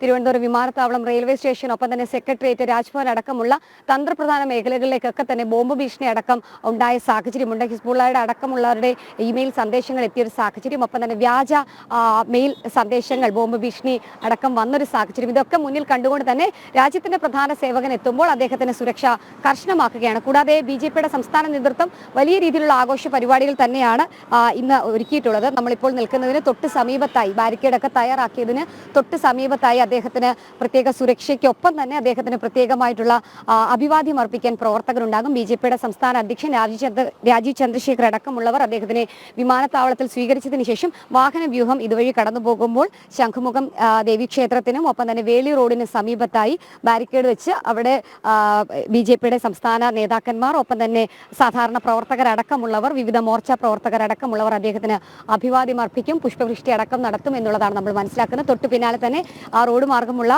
വാഹന വ്യൂഹം രാജ്ഭവനിന് മുന്നിൽ എത്തുമ്പോൾ രാജ്ഭവന് മുൻപിൽ BJPയുടെ പ്രവർത്തകർ പ്രധാനമന്ത്രിയെ കാണാനും അഭിവാദ്യം അർപ്പിക്കാനും ഉണ്ടാകുമെന്നുള്ളതാണ് സംസ്ഥാന നേതൃത്വവും ജില്ലാ നേതൃത്വവും നമുക്ക് നിലവിൽ അറിയിച്ചിട്ടുള്ളത്. നമുക്കറിയാം, ഏറ്റവും നിർണായകമായൊരു ഘട്ടത്തിലാണ് പ്രധാനമന്ത്രി തലസ്ഥാന ജില്ലയിലേക്ക് എത്തുന്നത്. പഹൽഗാം ഭീകരാക്രമണ പശ്ചാത്തലത്തിൽ സൈന്യമടക്കം പൂർണ്ണമായും സജ്ജമായിരിക്കുന്ന സാഹചര്യം. ആ ഒരു ഘട്ടത്തിൽ അദ്ദേഹം പാങ്ങോട് മിലിറ്ററി സ്റ്റേഷനിലടക്കം എത്തുന്നു എന്നുള്ളത് വളരെ ആകാംക്ഷയോടെയും ഒപ്പം തന്നെ വളരെ സന്തോഷത്തോടു കൂടിയുമാണ് തലസ്ഥാനവാസികളും ഒപ്പം തന്നെ ഓരോ സാധാരണ പ്രവർത്തകരും കാണുന്നത്. കാരണം ആർമിക്ക് അത്രയധികം ഒരു ഊർജം പകരുന്ന ഒരു പ്രധാനമന്ത്രി മുൻപൊന്നും നമ്മൾ കണ്ടിട്ടില്ലാത്ത രീതിയിൽ ആർമി അത്രയധികം ചേർത്ത് നിർത്തുന്ന ഒരു പ്രധാനമന്ത്രി. ആ പ്രധാനമന്ത്രി തലസ്ഥാന ജില്ലയിലെ പാങ്ങോട് മിലിറ്ററി സ്റ്റേഷനിലടക്കം എത്തുമ്പോൾ വലിയ ആവേശത്തിലാണ് പാങ്ങോട് മിലിറ്ററി സ്റ്റേഷനിലെ ആർമി ഉദ്യോഗസ്ഥരും എന്നുള്ളതാണ് നമ്മൾ ഈ ഘട്ടത്തിൽ അറിയാൻ സാധിക്കുന്നത്. പ്രധാനമന്ത്രി നരേന്ദ്രമോദി ഇന്ന് തലസ്ഥാനത്തെത്തുകയാണ്. പ്രധാനമന്ത്രിയുടെ വരവിന് മുന്നോടിയായി തിരുവനന്തപുരത്ത് സുരക്ഷ ശക്തമാക്കിയിട്ടുണ്ട്. ഉച്ചയ്ക്ക് 2 മണി മുതൽ രാത്രി 10 മണി വരെയും നാളെ രാവിലെ 6:30 മുതൽ ഉച്ചയ്ക്ക് 2 മണി വരെയും ഗതാഗത നിയന്ത്രണം ഉണ്ടാകും. തിരുവനന്തപുരത്ത് എത്തുന്ന പ്രധാന സേവകനെ സ്വീകരിക്കാൻ വിപുലമായ പരിപാടികളാണ് BJP സംസ്ഥാന നേതൃത്വവും ഒരുക്കിയിരിക്കുന്നത്. ശാലിനിയാണ് തത്സമയം ചേർന്നത്. രാജ്യത്തിന് അഭിമാനമായ വിഴിഞ്ഞം അന്താരാഷ്ട്ര തുറമുഖം പ്രധാനമന്ത്രി നരേന്ദ്രമോദി നാളെ രാവിലെ 11 മണിക്ക് രാജ്യത്തിന് സമർപ്പിക്കും. കേന്ദ്രമന്ത്രിമാരായ ജോർജ് കുര്യൻ, സുരേഷ് ഗോപി, BJP സംസ്ഥാന അധ്യക്ഷൻ രാജീവ് ചന്ദ്രശേഖർ തുടങ്ങിയവർ ഉദ്ഘാടന പരിപാടിയിൽ പങ്കെടുക്കും. വിഴിഞ്ഞം അന്താരാഷ്ട്ര തുറമുഖം നാളെ ഔദ്യോഗികമായി കമ്മീഷൻ ചെയ്യും. പ്രധാനമന്ത്രി നരേന്ദ്രമോദി രാജ്യത്തിനു വേണ്ടി തുറമുഖം സമർപ്പിക്കും. നാളെ രാവിലെ തുറമുഖ ബർത്തിൽ സംഘടിപ്പിച്ച പരിപാടിയിൽ കേന്ദ്ര തുറമുഖ മന്ത്രി സർബാനന്ദ സോനോവാൾ, കേരള മുഖ്യമന്ത്രി പിണറായി വിജയൻ, കേന്ദ്രമന്ത്രിമാരായ ജോർജ് കുര്യൻ, സുരേഷ് ഗോപി, മുൻ കേന്ദ്രമന്ത്രി രാജീവ് ചന്ദ്രശേഖർ തുടങ്ങിയവർ ഉദ്ഘാടന പരിപാടിയിൽ ഔദ്യോഗിക അതിഥികളായി പങ്കെടുക്കും. ബഹുമാനായ ഇന്ത്യയുടെ പ്രധാനമന്ത്രി ശ്രീ നരേന്ദ്രമോദിജിയാണ് മെയ് 2 രാവിലെ 11 മണിക്ക് വിഴിഞ്ഞം അന്താരാഷ്ട്ര തുറമുഖം കമ്മീഷൻ ചെയ്യുന്നത്. കേരളത്തിൻ്റെ ആരാധ്യനായ ഗവർണർ, കേരളത്തിൻ്റെ ബഹുമാന്യായ മുഖ്യമന്ത്രി, കേന്ദ്ര shipping and port waterways minister Sarbananda Sonowal, കേന്ദ്രമന്ത്രിമാരായ ശ്രീ സുരേഷ് ഗോപി, ശ്രീ ജോർജ് കുര്യൻ, മുൻ കേന്ദ്രമന്ത്രി ശ്രീ രാജീവ് ചന്ദ്രശേഖർ, കരൺ അദാനി, ഇത്രയും പേരുടെ പേരാണ് ഞങ്ങൾ കേന്ദ്രത്തിലേക്ക് അയച്ചു കൊടുത്തിരിക്കുന്നത്. നിർമ്മാണ പ്രവർത്തനങ്ങൾ അതിവേഗം പൂർത്തിയാക്കിയ വിഴിഞ്ഞം അന്താരാഷ്ട്ര തുറമുഖം രാജ്യത്തിന്റെ സാമ്പത്തിക മേഖലയുടെ ഈറ്റില്ലമായി മാറും. പ്രധാനമന്ത്രി ഇന്ന് വൈകുന്നേരത്തോടുകൂടി തിരുവനന്തപുരത്തെത്തും. രാജ്ഭവനിൽ തങ്ങിയ ശേഷം പാലോട് മിലിറ്ററി ക്യാമ്പിൽ നിന്നും 10:10 ഹെലികോപ്റ്ററിൽ വിഴിഞ്ഞം തുറമുഖത്തെത്തും. 1.5 മണിക്കൂറാണ് ഔദ്യോഗിക പരിപാടി. രാജ്യം മറ്റൊരു ചരിത്ര മുഹൂർത്തത്തിനു കൂടി സാക്ഷ്യം വഹിക്കുന്ന അവിസ്മരണീയ ദിനമാകും നാളെ. ജനം, തിരുവനന്തപുരം. ഇനി മുതലപ്പുഴയിലേക്കാണ്. അവിടെ ഡ്രഡ്ജിംഗ് ആരംഭിക്കാൻ ഇനിയും വൈകുമെന്നുള്ള റിപ്പോർട്ടുകളാണ് പുറത്തേക്ക് വരുന്നത്. കൂടുതൽ സോയിൽ പൈപ്പുകൾ വേണ്ടി വരുന്നതിനാൽ കണ്ണൂരിൽ നിന്ന് എത്തുന്നവയ്ക്ക് കാലതാമസമെടുക്കുമെന്ന് അധികൃതർ അറിയിച്ചിട്ടുണ്ട്. അതേസമയം പൊഴി മുറിച്ചുവിട്ട ഭാഗത്ത് മണൽ അടിഞ്ഞുകൂടുന്നത് കാരണം മീൻ പിടിക്കാൻ പോകുന്ന വള്ളങ്ങൾ അപകടത്തിലാകുന്നത് പതിവാവുകയാണ്. ടിൻഡു ദാസ് ചേരുന്നു മുതലപ്പുഴയിൽ നിന്ന്. ടിൻഡു, അവിടെ നിലവിലെ അവസ്ഥ എന്താണ്? കാരണം ഇപ്പോഴും മത്സ്യത്തൊഴിലാളികൾക്ക് അവരുടെ ആവശ്യം നേടാൻ സാധിച്ചില്ല എന്ന് മാത്രവുമല്ല, കൂടുതൽ അപകടകരമായ ഒരു അവസ്ഥയാണ് അവിടെ നിലനിൽക്കുന്നത്, അല്ലേ? മുതലപ്പുഴയെ സംബന്ധിച്ചിടത്തോളം ഏറ്റവും കൂടുതൽ അപകടകരമായ ഒരു അവസ്ഥയിലൂടെയാണ് കടന്നു പോകുന്നത്. ഡ്രഡ്ജിംഗ് ഇനിയും ആരംഭിക്കാൻ വൈകുമെന്നാണ് അധികൃതരുടെ ഭാഗത്ത് നിന്നും കിട്ടുന്ന അറിയിപ്പ്. കണ്ണൂരിൽ നിന്നും കൂടുതൽ സോയിൽ പൈപ്പുകൾ എത്തിക്കേണ്ടതായിട്ടുണ്ട്. ഈ സോയിൽ പൈപ്പ് എത്തിച്ചാൽ മാത്രമേ കൂടുതൽ ഡ്രഡ്ജിങ്ങിലേക്ക് കടക്കാൻ സാധിക്കുകയുള്ളൂ. കഴിഞ്ഞ 2 ദിവസങ്ങളിൽ വ്യാപകമായിട്ടാണ് മുതലപ്പുഴയിൽ അപകടങ്ങൾ ഉണ്ടായത്.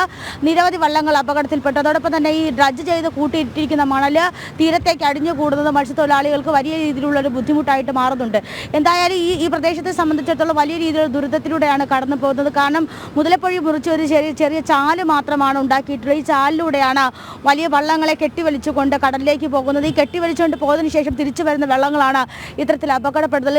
കഴിഞ്ഞ ദിവസത്തിൽ ഏതാണ്ട് 50ഓളം മത്സ്യത്തൊഴിലാളികളാണ് അപകടത്തിൽപ്പെട്ടത്. അവർക്ക് ഗുരുതരമായിട്ടുള്ള പരിക്കും പറ്റിയിട്ടുണ്ട്. അപ്പോൾ ഈ പ്രദേശത്തെ സംബന്ധിച്ചിടത്തോളം ഏറ്റവും മോശം അവസ്ഥയിലൂടെയാണ് കടന്നു പോകുന്നത്. ഡ്രഡ്ജിംഗ് ആരംഭിക്കാത്തത് വലിയ രീതിയിലുള്ള പ്രതിഷേധങ്ങൾക്ക് ഇടയാക്കുന്നുണ്ട്. അടിയന്തരമായിട്ട് തന്നെ ഡ്രഡ്ജിംഗ് ആരംഭിച്ചിട്ടില്ല എങ്കിൽ സമരം ഉൾപ്പെടെ നടപടികളിലേക്ക് കടക്കുമെന്നാണ് മത്സ്യത്തൊഴിലാളികൾ അറിയിച്ചിട്ടുള്ളത്. ഈ ഡ്രഡ്ജർ എത്തിച്ചിട്ടുണ്ട്. ഡ്രഡ്ജറിന്റെ മറ്റ് അസംബിൾ ചെയ്യാനുള്ള ഭാഗങ്ങൾ എത്തിച്ചിട്ടില്ല. അതോടൊപ്പം തന്നെ ഇവിടെ കൂന കൂട്ടിയിരിക്കുന്ന ഈ മണൽ തിരിച്ച് തീരത്തേക്ക് ഒലിച്ചിറങ്ങുന്നത് വലിയ രീതിയിലുള്ള അപകടാവസ്ഥകൾക്ക് കാരണമാകുന്നുണ്ട്. എന്തായാലും ഈ പ്രദേശത്ത് വീണ്ടും ഒരു സമരത്തിനുള്ള സാധ്യതകളാണ് കാണുന്നത്. ദേവിക. ശരി. കൊല്ലം മൈനാഗപ്പള്ളി മണ്ണൂർക്കാവിൽ നടന്നു വന്ന ശ്രീ സുക്ത പൂർവ്വ മഹാലക്ഷ്മി യാഗത്തിന് പരിസമാപ്തിയായി. കൃഷ്ണായനം സനാതനധർമ്മ പ്രചരണ സേവാ സമിതിയുടെ നേതൃത്വത്തിലായിരുന്നു യാഗം. കൊല്ലൂർ മൂകാംബിക ക്ഷേത്രം തന്ത്രി ഡോക്ടർ രാമചന്ദ്രൻ അടിക യാഗത്തിൽ മുഖ്യ കാർമ്മികത്വം വഹിച്ചു.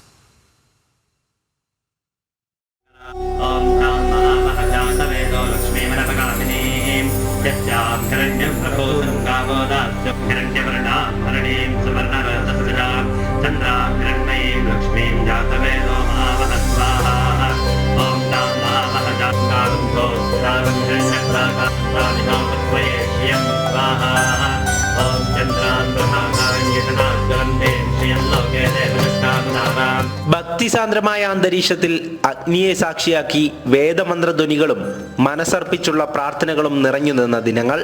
മണ്ണൂർക്കാവ് ശ്രീ വനദുർഗ ക്ഷേത്രത്തിനും ചാലായിൽ ശ്രീ ഭദ്രകാളി ക്ഷേത്രത്തിനും മധ്യേ നടന്നുവന്ന ശ്രീസൂക്ത പൂർവക മഹാലക്ഷ്മി യാഗമാണ് പര്യവസാനിച്ചത്.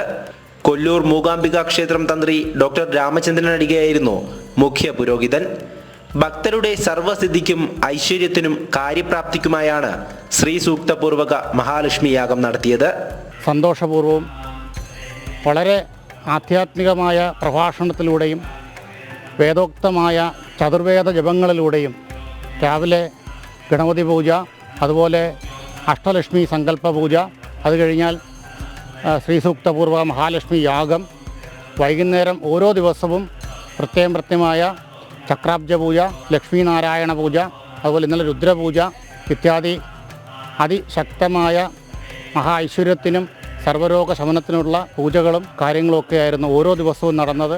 ശ്രീസൂക്ത ഹോമം, അഷ്ടാവധാന പൂർവക രാജോപചാര പൂജ, ചക്രാബ്ജ മഹാവിഷ്ണു പൂജ, ലക്ഷ്മി നാരായണ പൂജ, രുദ്രപൂജ എന്നിവയാണ് യാഗത്തിന്റെ ഭാഗമായി നടന്നത്.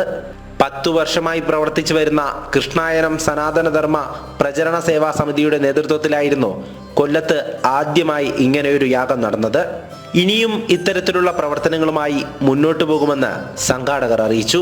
ഞങ്ങളുടെ ആചാര്യൻ്റെയും ഗുരുപരമ്പരയുടെയും കാരണത്താൽ ഉദ്ദേശിച്ചാലും വളരെ ഭംഗിയായി ഇത് നടത്താൻ കഴിഞ്ഞു എന്നുള്ളതാണ് ഞങ്ങളുടെ ഒരു വിശ്വാസം. അതിനാൽ എല്ലാ ദൈവാനുഗ്രഹങ്ങളും ഉണ്ടായിരുന്നു. പ്രകൃതി പോലും ഞങ്ങൾക്ക് അനുകൂലമായിട്ട് നിന്നു. ഇനിയും ഇത്തരത്തിലുള്ള ആധ്യാത്മിക പ്രവർത്തനങ്ങളുമായി മുന്നോട്ട് പോകാൻ ഭഗവാൻ ഞങ്ങളെ അനുഗ്രഹിക്കുമെന്നുള്ള വിശ്വാസത്താൽ ഞങ്ങൾ സധൈര്യം മുന്നോട്ട് പോവുകയാണ്. കൃഷ്ണായനം ഗുരുനാഥന്റെ അനുഗ്രഹത്തോടെ സർവ്വ ഐശ്വര്യത്തിനും രാഷ്ട്ര പുരോഗതിക്കും അഖണ്ഡതയ്ക്കും കൂടിയായിരുന്നു യാഗം നടത്തിയത്.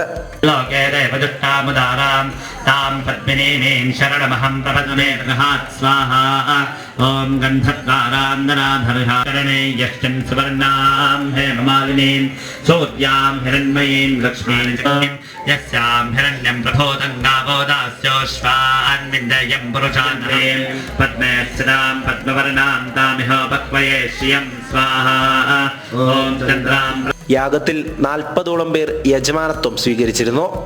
ലോകത്തിലെ സർവ്വ അഭിവൃദ്ധിക്കും ഉത്തമമായ അക്ഷയ തൃതീയയിലായിരുന്നു മഹാലക്ഷ്മി യാഗ സമാപനം. നിരവധി ഭക്തരാണ് യാഗത്തിൽ പങ്കുചേരാനായി ഇവിടേക്കെത്തിയത്.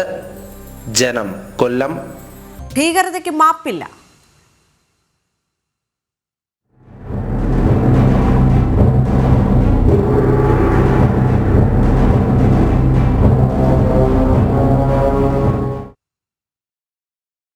പഹൽഗാം ഭീകരാക്രമണത്തിൽ സുരക്ഷാ സേനയുടെ തിരച്ചിൽ ഊർജിതം. ഭീകരർ തെക്കൻ കശ്മീരിലെ വനമേഖലകളിൽ ഉണ്ടെന്നാണ് വിലയിരുത്തൽ. തെക്കൻ കശ്മീർ കേന്ദ്രീകരിച്ച് ഇന്നും തിരച്ചിൽ തുടരും. അതേസമയം അതിർത്തിയിലെ പാക് പ്രകോപനം തുടരുകയാണ്.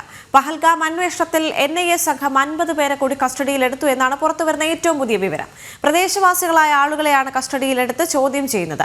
ശ്രീനഗറിൽ നിന്ന് S നന്ദഗോപൻ ചേരുന്നു വിവരങ്ങളുമായി. നന്ദൻ, ഈ ഒരു ഘട്ടത്തിൽ ചോദ്യം ചെയ്യൽ വളരെ നിർണായകമാണ്. പ്രദേശവാസികളെയാണ് കൂടുതലായി ചോദ്യം ചെയ്ത് വരുന്നത്. ഇതിലൂടെ കൂടുതൽ വിവരങ്ങൾ പുറത്തേക്ക് വരുമെന്നറിയാൻ സാധിക്കുന്നുണ്ട്. നിലവിൽ അവിടെ പരിശോധനകൾ ഏത് തരത്തിൽ മുന്നോട്ട് പോകുന്നു? പെഹൽഗാമിലെ ബൈസരൻ വാലിയിൽ 26 പേരുടെ മരണത്തിനിടയാക്കിയ ഭീകരവാദ ആക്രമണം നടന്നിട്ട് 9 ദിവസമാകുന്നു. ഈ 9 ദിവസത്തിനകം തന്നെ ഏതാണ്ട് 1000ഓളം ആൾക്കാരെ ഇതിനോടകം തന്നെ ചോദ്യം ചെയ്തു കഴിഞ്ഞു. നിലവിൽ പ്രദേശവാസികളായ 50 പേർ അവരെ കസ്റ്റഡിയിൽ ചോദ്യം ചെയ്തു വരികയാണ്. കേസ് അന്വേഷിക്കുന്ന NIA വിവിധ ടീമുകളായി തിരിഞ്ഞുകൊണ്ടാണ് അന്വേഷണം ഇത്തരത്തിൽ ചോദ്യം ചെയ്യലും മറ്റും നടത്തുന്നത്. ഒരു IG, DIG അതേപോലെ തന്നെ SP റാങ്കിലുള്ള ഉദ്യോഗസ്ഥരുടെ നേതൃത്വത്തിലുള്ള സംഘം 3ആയി തിരിഞ്ഞ് പ്രത്യേകമായാണ് ചോദ്യം ചെയ്യൽ നടപടികൾ നടത്തുന്നത്. പ്രത്യേകിച്ച് ഇപ്പോൾ നമുക്ക് ലഭ്യമായ വിവരങ്ങൾ അനുസരിച്ച് ജമ്മു കാശ്മീർ പോലീസിലെ ഒരു SI റാങ്കിലുള്ള ഉദ്യോഗസ്ഥനടക്കം 4 പേരെ കസ്റ്റഡിയിലെടുത്ത് ചോദ്യം ചെയ്തു വരികയാണെന്നാണ്. പ്രത്യേകിച്ച് അവിടെ ഈ ബൈസരൻ വാലിയിൽ ഡ്യൂട്ടിക്ക് നിയോഗിച്ചവരായിരുന്നു അവർ. എന്നാൽ അവർ ഈ സമയത്ത് അവിടെ ഡ്യൂട്ടിയിൽ ഉണ്ടായിരുന്നില്ല എന്ന് കണ്ടെത്തിയാണ് NIA പ്രധാനമായും ഇവരെ ചോദ്യം ചെയ്തു വരുന്നത്. എന്തുകൊണ്ടാണ് ഇവർ അവിടെ ഡ്യൂട്ടിക്ക് എത്താതിരുന്നത് തുടങ്ങിയ കാര്യങ്ങൾ NIAക്ക് വിശദമായി അന്വേഷിക്കേണ്ടിയിരിക്കുന്നു. ഈ ഭീകരവാദികൾക്ക് സഹായം ചെയ്ത് നൽകുന്നതിൻ്റെ ഭാഗമായാണോ ഇത്തരത്തിൽ ഈ പോലീസ് സംഘം അവിടെ നിന്നും ഒഴിഞ്ഞു മാറിയത് എന്നുള്ളതാണ് പ്രധാനമായും അന്വേഷിച്ചു വരുന്നത്. അതേസമയം ഇപ്പോൾ നിലവിൽ ഈ പ്രദേശവാസികളായ മറ്റ് 50 പേർ കൂടി കസ്റ്റഡിയിലുണ്ട് എന്നുള്ളതാണ് NIA വൃത്തങ്ങൾ നൽകുന്ന സൂചന. ഇവരെ വിശദമായി തന്നെ ചോദ്യം ചെയ്തു വരികയാണ്. ഒപ്പം തന്നെ ഈ നേരത്തെ തന്നെ ചോദ്യം ചെയ്ത ചിലരെ നർക്കോ അനാലിസിസിന് വിധേയമാക്കുമെന്നുള്ള വിവരങ്ങളും ലഭ്യമാകുന്നുണ്ട്. ഏതായാലും ഈ NIA അന്വേഷണം കാര്യമായി തന്നെ പുരോഗമിക്കുകയാണ്. നിലവിൽ 1000-ഓളം ആൾക്കാരെ ഇതിനോടകം തന്നെ കസ്റ്റഡിയിലെടുത്ത് ചോദ്യം ചെയ്തു കഴിഞ്ഞു. മാത്രമല്ല ഇപ്പോൾ ഇതിനോടകം പുതിയ ദൃശ്യങ്ങൾ ഈ സാമൂഹ്യ മാധ്യമങ്ങൾ വഴി പുറത്തു വരികയാണെന്ന്. ഈ ബൈസരൻ വാലിയിൽ നടന്ന അക്രമവുമായി ബന്ധപ്പെട്ട ദൃശ്യങ്ങൾ, ആ ദൃശ്യങ്ങളുടെ അത് യഥാർത്ഥ ദൃശ്യങ്ങളാണോ അല്ലെങ്കിൽ ഈ സോഷ്യൽ മീഡിയയിൽ ഇത്തരം പ്രചരിപ്പിക്കുവാൻ വേണ്ടി അത് ക്രിയേറ്റ് ചെയ്തതാണോ, വ്യാജ ദൃശ്യങ്ങളാണോ തുടങ്ങിയ കാര്യങ്ങളൊക്കെ തന്നെ പരിശോധിക്കേണ്ടിയിരിക്കുന്നു. അങ്ങനെ ഈ പുറത്തു വരുന്ന ദൃശ്യങ്ങളൊക്കെ തന്നെ NIA ശാസ്ത്രീയ പരിശോധനയ്ക്ക് വിധേയമാക്കുവാൻ വേണ്ടി തീരുമാനിച്ചിട്ടുണ്ട്. ആ കാര്യം ഓരോ ദിവസങ്ങളും പുതിയ ദൃശ്യങ്ങൾ വരുന്നൊരു സാഹചര്യമാണ് നിലനിൽക്കുന്നത്. ഒപ്പം തന്നെ അന്ന് ബൈസരൻ വാരിയിൽ അവിടെ ഉണ്ടായിരുന്നവരുടെ ഫോണുകൾ ശാസ്ത്രീയ പരിശോധനയ്ക്ക് വിധേയമാക്കേണ്ട സാഹചര്യമുണ്ട്. ഇതിലൂടെ കൂടുതൽ തെളിവുകൾ അടക്കം ലഭിക്കുമെന്നുള്ളതാണ് NIA കണക്ക് കൂട്ടുന്നത്. അങ്ങനെ ഒരു കോണിൽ അന്വേഷണം പുരോഗമിക്കും. ഈ ഭീകരവാദികൾക്കായുള്ള തിരച്ചിലും ഊർജിതമാണ്. ഇവർ കുൽഗാം വനമേഖലയിൽ ഉണ്ട് എന്നുള്ളത് തന്നെയാണ് പ്രധാനമായും ഈ പ്രത്യേക ദൗത്യസംഘം കരുതുന്നത്. ഈ ഭീകരവാദികളെ പിടികൂടുവാൻ വേണ്ടി ഭാരതത്തിൻ്റെ സൈന്യത്തിൻ്റെ കമാൻഡോ ഫോഴ്സും ഒപ്പം CRPFൻ്റെ കമാൻഡോ ഫോഴ്സും ജമ്മു കാശ്മീർ പോലീസിൻ്റെ കമാൻഡോ ഫോഴ്സും ചേർന്നിട്ടുള്ള ഒരു പ്രത്യേക ദൗത്യസംഘം രൂപീകരിച്ചിരിക്കുകയാണ്. ആ ദൗത്യസംഘം ആദ്യം മുതൽ തന്നെ ഈ ഭീകരവാദികളുടെ പിന്നാലെ തന്നെയുണ്ട്. ഭീകരവാദികൾ സഞ്ചരിച്ച വഴികൾ കൃത്യമായി തന്നെ അവർ മനസ്സിലാക്കിയിട്ടുണ്ട്. അവർ ഈ ഭീകരവാദികളുടെ ചൈനീസ് നിർമ്മിത ദിശാസൂചികകളും അതേപോലെ തന്നെ സാറ്റലൈറ്റ് ഫോണും മോസ്റ്റ് മോഡേൺ ആയുധങ്ങളും അത്യാധുനിക ആയുധങ്ങളടക്കം ഇവരുടെ കയ്യിലുണ്ട് എന്നുള്ളതാണ് ഈ പ്രത്യേക ദൗത്യസംഘം വ്യക്തമാക്കുന്നത്.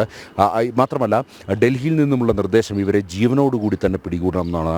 പ്രത്യേകിച്ച് ലോകരാജ്യങ്ങൾക്ക് മുന്നിൽ പാകിസ്ഥാൻ്റെ തീവ്രവാദ ബന്ധം അല്ലെങ്കിൽ അത് തുറന്നു കാട്ടണമെങ്കിൽ അത് ഇവരെ ജീവനോടുകൂടി പിടികൂടേണ്ടത് അനിവാര്യമാണ്. ഒരു ഘട്ടത്തിൽ ഈ ഭീകരവാദികളുമായി നേരിട്ടൊരു ഏറ്റുമുട്ടൽ പോലും ഈ പ്രത്യേക ദൗത്യസംഘം നടത്തി. എന്നാൽ അവരെ വധിക്കാൻ സാധിക്കുമായിരുന്നു, എന്നിട്ടും അവരെ കൊന്നില്ല എന്നുള്ളതാണ് പ്രധാനമായും ഈ ദൗത്യസംഘം വ്യക്തമാക്കുന്നത്. അതിന് കാരണമായി ചൂണ്ടിക്കാണിക്കുന്നത് അവരെ ജീവനോടുകൂടി തന്നെ വേണമെന്നുള്ളത് തന്നെയാണ്. ഏതാണ്ട് 30 കിലോമീറ്റർ ചുറ്റളവിൽ പരന്നു കിടക്കുന്ന കുൽഗാം മലമേഖലയിൽ ഇപ്പോൾ സമഗ്രമായ തെരച്ചിലായിരുന്നു. ഇന്നലെ പകൽ മുഴുവൻ ഈ മേഖലയിലെ തെരച്ചിൽ തുടരുന്നുണ്ടായിരുന്നു. രാത്രിയിൽ വെളിച്ചത്തിൻ്റെ അഭാവം കാരണവും ഈ അവിടെ തെരച്ചിലിന് പോകുന്ന ഉദ്യോഗസ്ഥരുടെ സുരക്ഷ കൂടി കണക്കിലെടുത്തുകൊണ്ട്, കാര്യം ഈ ഭീകരവാദികളെ സംബന്ധിച്ചിടത്തോളം അവർ ചാവേറുകളാണ്. അവർ ഏത് രീതിയിലും അവർ ആക്രമിക്കാൻ സാധ്യതയുണ്ട്. അതുകൊണ്ട് തന്നെ രാത്രിയിൽ വെളിച്ചത്തിൻ്റെ അഭാവം കാരണം തിരച്ചിൽ നിർത്തിവെച്ചിരുന്നു. ഇന്നിപ്പോൾ വീണ്ടും പുലർച്ചെ മുതൽ തിരച്ചിൽ നടക്കുകയാണ്. ഭീകരവാദികൾ മറ്റെവിടേക്കും കടന്നു പോകാൻ സാധ്യതയില്ല, ഈ തെക്കൻ കാശ്മീരിലെ മലനിരകളിൽ തന്നെ ഉണ്ട് എന്നുള്ളതാണ് അന്വേഷണ സംഘം വ്യക്തമാക്കുന്നത്, ഈ പ്രത്യേക ദൗത്യസംഘം അടക്കം. അതുകൊണ്ട് തന്നെ ഈ മേഖലകളിൽ സമഗ്രമായ തിരച്ചിൽ നടത്തുവാൻ വേണ്ടിയാണ് തീരുമാനിച്ചിരിക്കുന്നത്. ഇന്നിപ്പോൾ 9 ദിവസമായി ഈ ഭീകരവാദികളെ പിടികൂടാൻ സാധിച്ചിട്ടില്ല. അതേസമയം ഈ വരും ദിവസങ്ങളിൽ തന്നെ അവരെ ജീവനോടുകൂടി തന്നെ പിടികൂടാൻ സാധിക്കുമെന്നുള്ളത് തന്നെയാണ് പ്രത്യേക ദൗത്യസംഘവും അതേപോലെ തന്നെ സൈനിക വൃത്തങ്ങളും വ്യക്തമാക്കുന്നത്. ദേവിക. ശരി, നന്ദി. മറ്റ് റിപ്പോർട്ടുകളിലേക്ക് കൂടി എത്തുമ്പോൾ രാജ്യത്തിന് അഭിമാനമായ വിഴിഞ്ഞം അന്താരാഷ്ട്ര തുറമുഖം പ്രധാനമന്ത്രി നരേന്ദ്രമോദി നാളെ രാവിലെ 11 മണിക്ക് രാജ്യത്തിന് സമർപ്പിക്കും. കേന്ദ്രമന്ത്രിമാരായ ജോർജ് കുര്യൻ, സുരേഷ് ഗോപി, BJP സംസ്ഥാന അധ്യക്ഷൻ രാജീവ് ചന്ദ്രശേഖർ തുടങ്ങിയവർ ഉദ്ഘാടന പരിപാടിയിൽ പങ്കെടുക്കും. വിവരങ്ങളുമായി ടിൻഡു ദാസ് ചേരുകയാണ്. ടിൻഡു, ഇന്നു മുതൽ തന്നെ ഗതാഗത നിയന്ത്രണം അടക്കം നടക്കുന്നു എന്നാണ് അറിയാൻ സാധിക്കുന്നത്. ഉച്ചയ്ക്ക് ശേഷം തലസ്ഥാന നഗരി പ്രധാന സേവകനെ വരവേൽക്കാൻ സജ്ജമായി കഴിഞ്ഞു അല്ലേ? ദേവിക, വിഴിഞ്ഞം അന്താരാഷ്ട്ര തുറമുഖം നാളെയാണ് പ്രധാനമന്ത്രി നരേന്ദ്രമോദി രാജ്യത്തിന് വേണ്ടി സമർപ്പിക്കുന്നത്. 1990 മുതൽ തുടങ്ങിയ ഒരു ദീർഘദൂര പദ്ധതിയാണ്. 2015 കൂടിയാണ് ഈ പദ്ധതിയുടെ തുടക്കം ആരംഭിക്കുന്നത്, അല്ലെങ്കിൽ പദ്ധതിയുടെ തുടക്കം ആരംഭിക്കുന്നത്. പക്ഷേ അതിനുശേഷം ഒരു വ്യാഴവട്ടക്കാലം വേണ്ടി വന്നു വിഴിഞ്ഞം അന്താരാഷ്ട്ര തുറമുഖത്തിൻ്റെ ജൈത്രയാത്ര പൂർത്തിയാകാൻ വേണ്ടിയിട്ട്. വിഴിഞ്ഞത്തെ സംബന്ധിച്ചിടത്തോളം രാജ്യത്ത് ലോകരാജ്യങ്ങൾക്ക് മുന്നിൽ തന്നെ ഒരുപക്ഷെ നമുക്ക് ദിവ്യ എസ് അയ്യർ പറഞ്ഞതുപോലെ വിശ്വഭാരതത്തിലേക്കുള്ള ഒരു കവാടം എന്ന് വേണമെങ്കിൽ വിഴിഞ്ഞം തുറമുഖത്തെ നമുക്ക് വിശേഷിപ്പിക്കാവുന്നതാണ്. സാമ്പത്തിക മേഖലയിൽ ഒരുപക്ഷെ അന്താരാഷ്ട്ര മാരിടൈം മേഖലയിൽ ഏറ്റവും കൂടുതൽ മികവ് പുലർത്തുന്ന ഒരു തുറമുഖമാണ് വിഴിഞ്ഞം അന്താരാഷ്ട്ര തുറമുഖം. വിഴിഞ്ഞത്തെ സംബന്ധിച്ചിടത്തോളം നമുക്ക് കേരളത്തിലായാലും ഇന്ത്യയിലായാലും വലിയ രീതിയിലുള്ള സാമ്പത്തിക ഭദ്രത അല്ലെങ്കിൽ വലിയ രീതിയിലുള്ള സാമ്പത്തികമായിട്ടുള്ളൊരു നേട്ടം ഉണ്ടാക്കി തരാൻ കഴിയുന്ന ഒരു ബൃഹത് സമ്പദ് പദ്ധതി തന്നെയാണ് വിഴിഞ്ഞം അന്താരാഷ്ട്ര തുറമുഖം എന്ന് പറയുന്നത്. വരും നാളേക്ക് വേണ്ടിയിട്ടുള്ളൊരു നാഴികക്കല്ലായിട്ട് വിഴിഞ്ഞം തുറമുഖം മാറും. ആ വിഴിഞ്ഞം തുറമുഖമാണ് രാജ്യത്തിന് വേണ്ടി നാളെ പ്രധാനമന്ത്രി നരേന്ദ്രമോദി രാജ്യത്തിന് സമർപ്പിക്കുന്നത്. രാവിലെ 11 മണിയോടുകൂടിയാണ് ഉദ്ഘാടന കർമ്മം. 1.5 മണിക്കൂറാണ് ഈ ഉദ്ഘാടന ചടങ്ങുകൾ അല്ലെങ്കിൽ കമ്മീഷൻ ചടങ്ങുകൾ നിശ്ചയിച്ചിട്ടുള്ളത്. അതീവ സുരക്ഷാ സംവിധാനങ്ങളാണ് നരേന്ദ്രമോദി തലസ്ഥാനത്തെത്തുമ്പോൾ ഒരുക്കിയിട്ടുള്ളത്. ഇന്ന് വൈകുന്നേരത്തോടു കൂടി തിരുവനന്തപുരം അന്താരാഷ്ട്ര വിമാനത്താവളത്തിലെത്തുന്ന പ്രധാനമന്ത്രി രാജ്ഭവനിൽ തങ്ങും. അതിനുശേഷം നാളെ രാവിലെ 10:10 പാങ്ങോട് മിലിറ്ററി സ്റ്റേഷനിൽ നിന്നും ഹെലികോപ്റ്റർ വഴിയാണ് വിഴിഞ്ഞം തുറമുഖത്തെത്തുന്നത്. 11 മണിക്കാണ് ഉദ്ഘാടന ചടങ്ങ് ആരംഭിച്ചിട്ടുള്ളത്. ഏറ്റവും പ്രധാനപ്പെട്ട കാര്യം വിഴിഞ്ഞത്തിലെ ട്രയൽ റൺ ഉൾപ്പെടെയുള്ള സമയങ്ങൾ നടക്കുന്ന സമയത്ത് സംസ്ഥാനത്തിൻ്റെ ഇഷ്ടക്കാർ അല്ലെങ്കിൽ സംസ്ഥാന സർക്കാരിൻ്റെ ഇടത് സർക്കാരിൻ്റെ അനുകൂല ഇഷ്ടക്കാരെ മാത്രമാണ് ആ പരിപാടിക്ക് ഔദ്യോഗികമായിട്ടുള്ള ക്ഷണമുണ്ടായത്. പക്ഷേ ഇത്തവണ ഈ കമ്മീഷനിങ് പരിപാടിയിൽ BJP സംസ്ഥാന അധ്യക്ഷൻ രാജീവ് ചന്ദ്രശേഖർ, അതോടൊപ്പം തന്നെ കേന്ദ്രമന്ത്രിമാരായിട്ടുള്ള ജോർജ് കുര്യൻ, സുരേഷ് ഗോപി, കേന്ദ്ര തുറമുഖ വകുപ്പ് മന്ത്രി സർബാനന്ദ സോനോവാൾ, അങ്ങനെ കേന്ദ്ര നിരയിലുള്ള ഒത്തിരി മന്ത്രിമാർ ഇത്തരത്തിൽ ഈ പരിപാടിയിൽ ഔദ്യോഗിക അതിഥികളായി എത്തുന്നുണ്ട്. വിഴിഞ്ഞം തുറമുഖം നാടിന് സമർപ്പിക്കാൻ പ്രധാനമന്ത്രി നരേന്ദ്രമോദി ഇന്ന് തലസ്ഥാനത്തേക്ക് എത്തുകയാണ്. പ്രധാനമന്ത്രിയുടെ വരവിന് മുന്നോടിയായി തിരുവനന്തപുരത്ത് സുരക്ഷ ശക്തമാക്കിയിട്ടുണ്ട്. ഉച്ചയ്ക്ക് 2 മണി മുതൽ രാത്രി 10 മണി വരെയും നാളെ രാവിലെ 6:30 മുതൽ ഉച്ചയ്ക്ക് 2 മണി വരെയും ഗതാഗത നിയന്ത്രണം ഉണ്ടാകും. തിരുവനന്തപുരത്തെത്തുന്ന പ്രധാന സേവകനെ സ്വീകരിക്കാൻ വിപുലമായ പരിപാടികളാണ് BJP സംസ്ഥാന നേതൃത്വം ഒരുക്കിയിരിക്കുന്നത്. എസ് ശാലിനി ചേരുന്നു വിവരങ്ങളുമായി. ശാലിനി, പ്രധാന സേവകനെ വരവേൽക്കാൻ BJPയുടെ സംസ്ഥാന നേതൃത്വം വലിയ രീതിയിലുള്ള പരിപാടികൾ സംഘടിപ്പിച്ചിട്ടുണ്ടെന്ന് മനസ്സിലാക്കാൻ സാധിക്കുന്നുണ്ട്. അതോടൊപ്പം തന്നെ ഇന്ന് ഗതാഗത നിയന്ത്രണം ഇന്നു മുതൽ തന്നെ തുടങ്ങുകയാണ്. വളരെ വലിയൊരു നിയന്ത്രണമായിരിക്കും ഉണ്ടാകുക. മാത്രവുമല്ല, പഹൽഗാം ഭീകരാക്രമണത്തിന്റെ പശ്ചാത്തലത്തിൽ പ്രധാനമന്ത്രിയുടെ സുരക്ഷാ സംവിധാനങ്ങൾ കൂടുതൽ കർശനമാക്കിയിട്ടുണ്ട് എന്നൊരു വിവരം കൂടിയുണ്ട് അല്ലേ?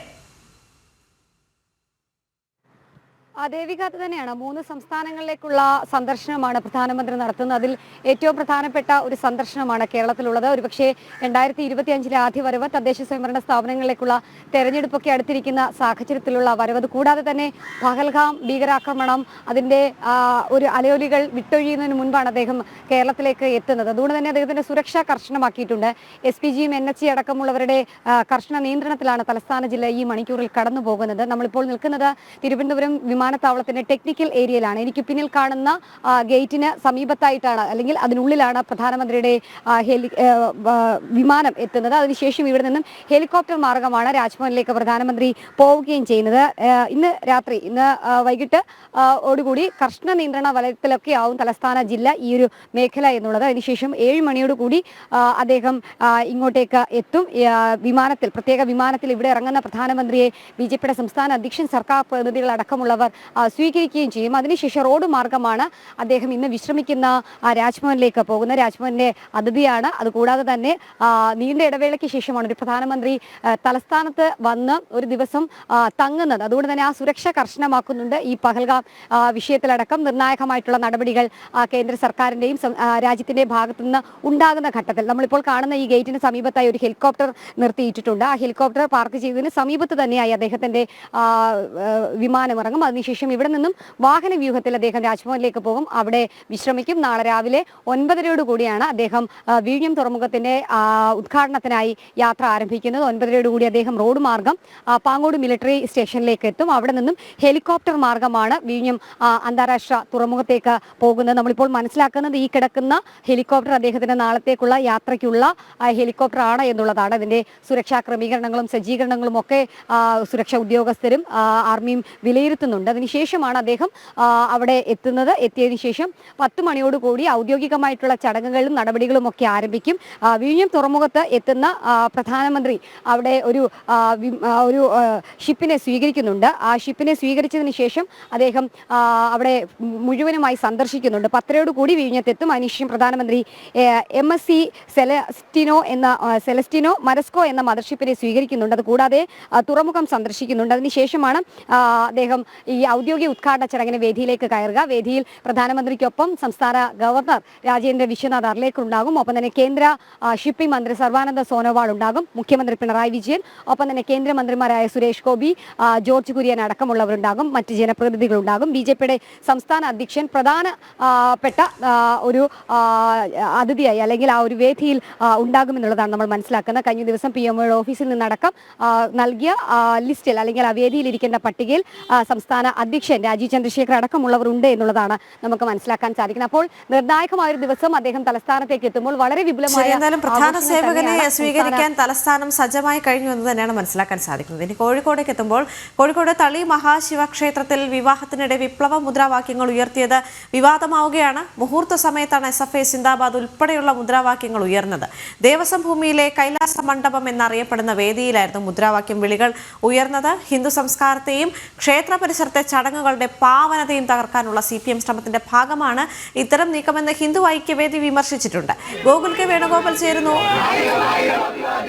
വിവരങ്ങളുമായി ഗോകുൽ, അതൊരു ക്ഷേത്രഭൂമിയാണ്, മാത്രവുമല്ല ഒരു വിവാഹം നടക്കുന്ന സ്ഥലം. അതിനിടയിൽ എന്തുകൊണ്ടാണ് ഇത്തരത്തിലൊരു വിപ്ലവ മുദ്രാവാക്യം ഉയർത്താനുണ്ടായ സാഹചര്യം? ഇതുമായി ബന്ധപ്പെട്ട് കൂടുതൽ വിവരങ്ങൾ ലഭിക്കുന്നുണ്ട്.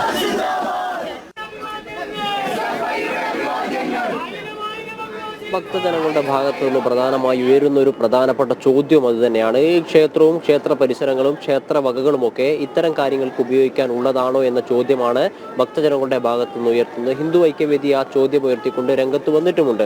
ഹിന്ദു ഐക്യവേദി പറയുന്ന ഒരു കാര്യം, കാലങ്ങളായിട്ട് CPM ഈ ഹൈന്ദവ ബിംബങ്ങളെയും ഹിന്ദു സംസ്കാരത്തെയും ഒക്കെ തകർക്കാനുള്ള ശ്രമങ്ങൾ നടത്തുന്നുണ്ട്.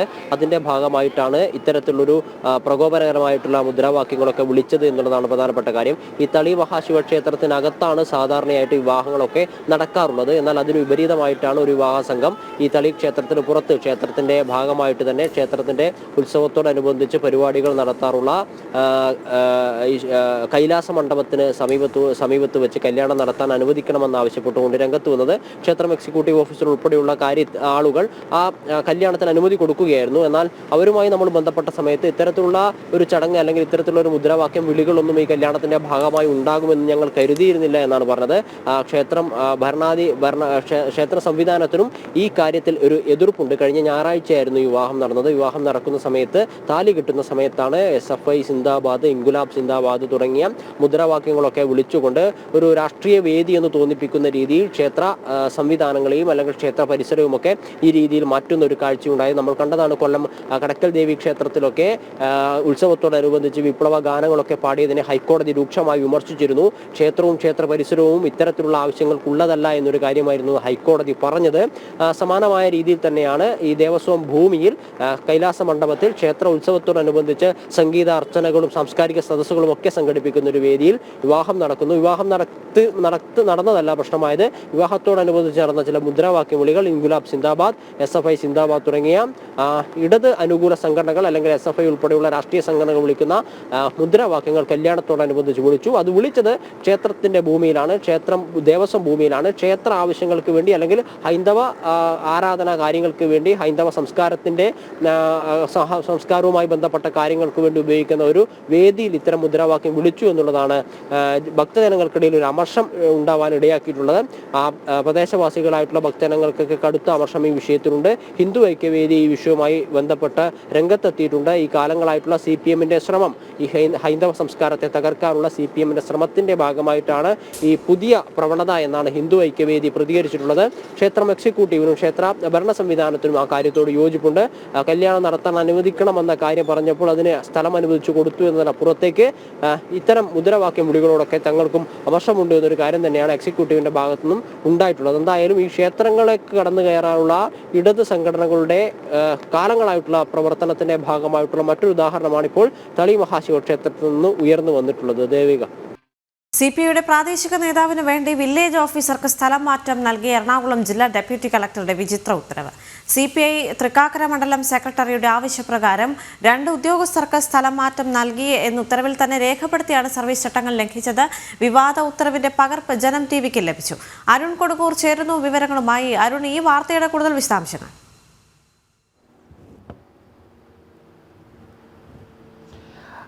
അതിലേറ്റവും പ്രധാനപ്പെട്ടത് ഈ ഭരണതലത്തിലേക്കുള്ള ഈ രാഷ്ട്രീയ ഇടപെടൽ അത് എത്രത്തോളം നമ്മുടെ സംവിധാനത്തെ തകർക്കുന്നു എന്നത് വലിയ ചർച്ചയ്ക്ക് വിധേയമായ വിഷയമാണ്. അത് ഓരോ തലത്തിലും കൃത്യമായി എടുത്തു പറയുകയും ചെയ്തിട്ടുണ്ട്. ഓരോ വാർത്തകളിലും ഇതുണ്ട്. അത് സർക്കാർ തലത്തിൽ മുഖ്യമന്ത്രി അടക്കമുള്ള ആളുകൾ ഭരണത്തിലേക്ക് ഇടപെടുന്ന വാർത്തകൾ, അല്ലെങ്കിൽ പാർട്ടിയുടെ സംസ്ഥാന നേതാക്കൾ ഭരണതലത്തിലേക്ക് ഇടപെടുന്ന വാർത്തകളൊക്കെ തന്നെ നമ്മൾ ഒരുപാട് കണ്ടതാണ്. പക്ഷേ ഇപ്പോൾ ഇവിടെ ഈ CPIയുടെ ഒരു പ്രാദേശിക നേതാവാണ് 2 വില്ലേജ് ഓഫീസർക്ക് വേണ്ടി സ്ഥലം മാറ്റത്തിന് ശുപാർശ ചെയ്തിരിക്കുന്നത്.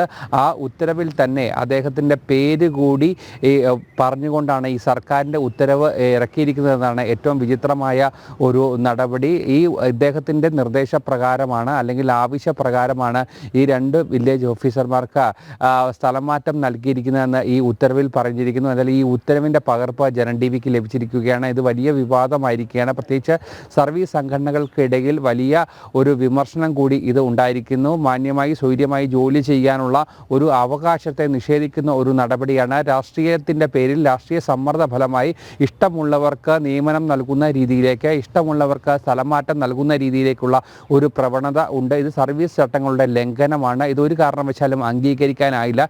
കൃത്യമായ ഒരു ഇടപെടൽ ഈ വിഷയത്തിൽ ഉണ്ടാകണമെന്നാണ് NGO സംഘം ഉൾപ്പെടെ ഇപ്പോൾ ആവശ്യവുമായി രംഗത്ത് എത്തിയിരിക്കുന്നത്. എന്തായാലും അമിതമായ ഒരു രാഷ്ട്രീയ പ്രസരം അത് ഉദ്യോഗസ്ഥർക്ക് മേൽ കെട്ടിവെച്ചുകൊണ്ട് അവരെ സമ്മർദ്ദത്തിലാക്കിക്കൊണ്ട് രാഷ്ട്രീയ സമ്മർദ്ദം ഉപയോഗിച്ചുകൊണ്ട് കൃത്യമായി തന്നെ ഭരണതലത്തിൽ ഇടപെടാനുള്ള ഒരു ഗൂഢമായ നീക്കം അത് കേരളത്തിൽ പ്രത്യേകിച്ച് വലിയ തോതിൽ നടന്നു വരികയാണ്. അതിൻ്റെ ഏറ്റവും ഒടുവിലത്തെ ഉദാഹരണം കൂടിയാണ് ഈ സംഭവം. എന്തായാലും വലിയൊരു വിവാദമായിരിക്കുകയാണ്. അധികൃതരുടെ ഭാഗത്തു നിന്നും കൃത്യമായ ഒരു മറുപടി ഇതിന് ലഭിച്ചിട്ടില്ല. എന്തായാലും വലിയ വിവാദമായ ഒരു പശ്ചാത്തലമാണ് ഉള്ളത്. അതോടൊപ്പം തന്നെ സർവീസ് സംഘടനകളും കൃത്യമായി ഇതിനെതിരെ രംഗത്ത് വന്നിട്ടുമുണ്ട്. ദേവിക, ശരി. CPIയുടെ പ്രാദേശിക നേതാവിന് വേണ്ടി വില്ലേജ് ഓഫീസർക്ക് സ്ഥലം മാറ്റി നൽകിക്കൊണ്ടുള്ള എറണാകുളം ജില്ലാ ഡെപ്യൂട്ടി കളക്ടറുടെ വിചിത്ര ഉത്തരവ് വിവാദമാവുകയാണ്. CPI തൃക്കാക്കര മണ്ഡലം സെക്രട്ടറിയുടെ ആവശ്യപ്രകാരമാണ് 2 ഉദ്യോഗസ്ഥർക്ക് സ്ഥലം മാറ്റം നൽകി എന്ന ഉത്തരവിൽ തന്നെ രേഖപ്പെടുത്തി സർവീസ് ചട്ടങ്ങൾ ലംഘിച്ചത്. വിവാദ ഉത്തരവിന്റെ പകർപ്പ് ജനം TVക്ക് ലഭിച്ചു. അരുൺ കൊടുങ്ങൂരാണ് വിവരങ്ങൾ നൽകിയത്. മറ്റു റിപ്പോർട്ടുകളിലേക്ക് കൂടി എത്തുമ്പോൾ, കരുവന്നൂർ കള്ളപ്പണ കേസിൽ പ്രതികൾക്കെതിരെ ED ചുമത്തിയ കുറ്റങ്ങൾ നിയമവിദഗ്ധ സംഘം പരിശോധിക്കുന്നു. അന്തിമ അനുമതിയായ 2ാം ഘട്ട കുറ്റപത്രം നിയമവിദഗ്ധർ കൂടി പരിശോധിച്ച ശേഷം വിചാരണ കോടതിയിൽ സമർപ്പിക്കും. പ്രതിപട്ടികയിലെ എല്ലാവരുടെയും കുറ്റങ്ങൾ പരിശോധിച്ച അന്വേഷണ സംഘത്തിൽ നിന്ന് വ്യക്തത തേടുന്നുണ്ട്. രേഷ്മ ചേരുന്നുണ്ട്. രേഷ്മ, ഇതിന്റെ കൂടുതൽ വിശദാംശങ്ങൾ എന്തൊക്കെയാണ്?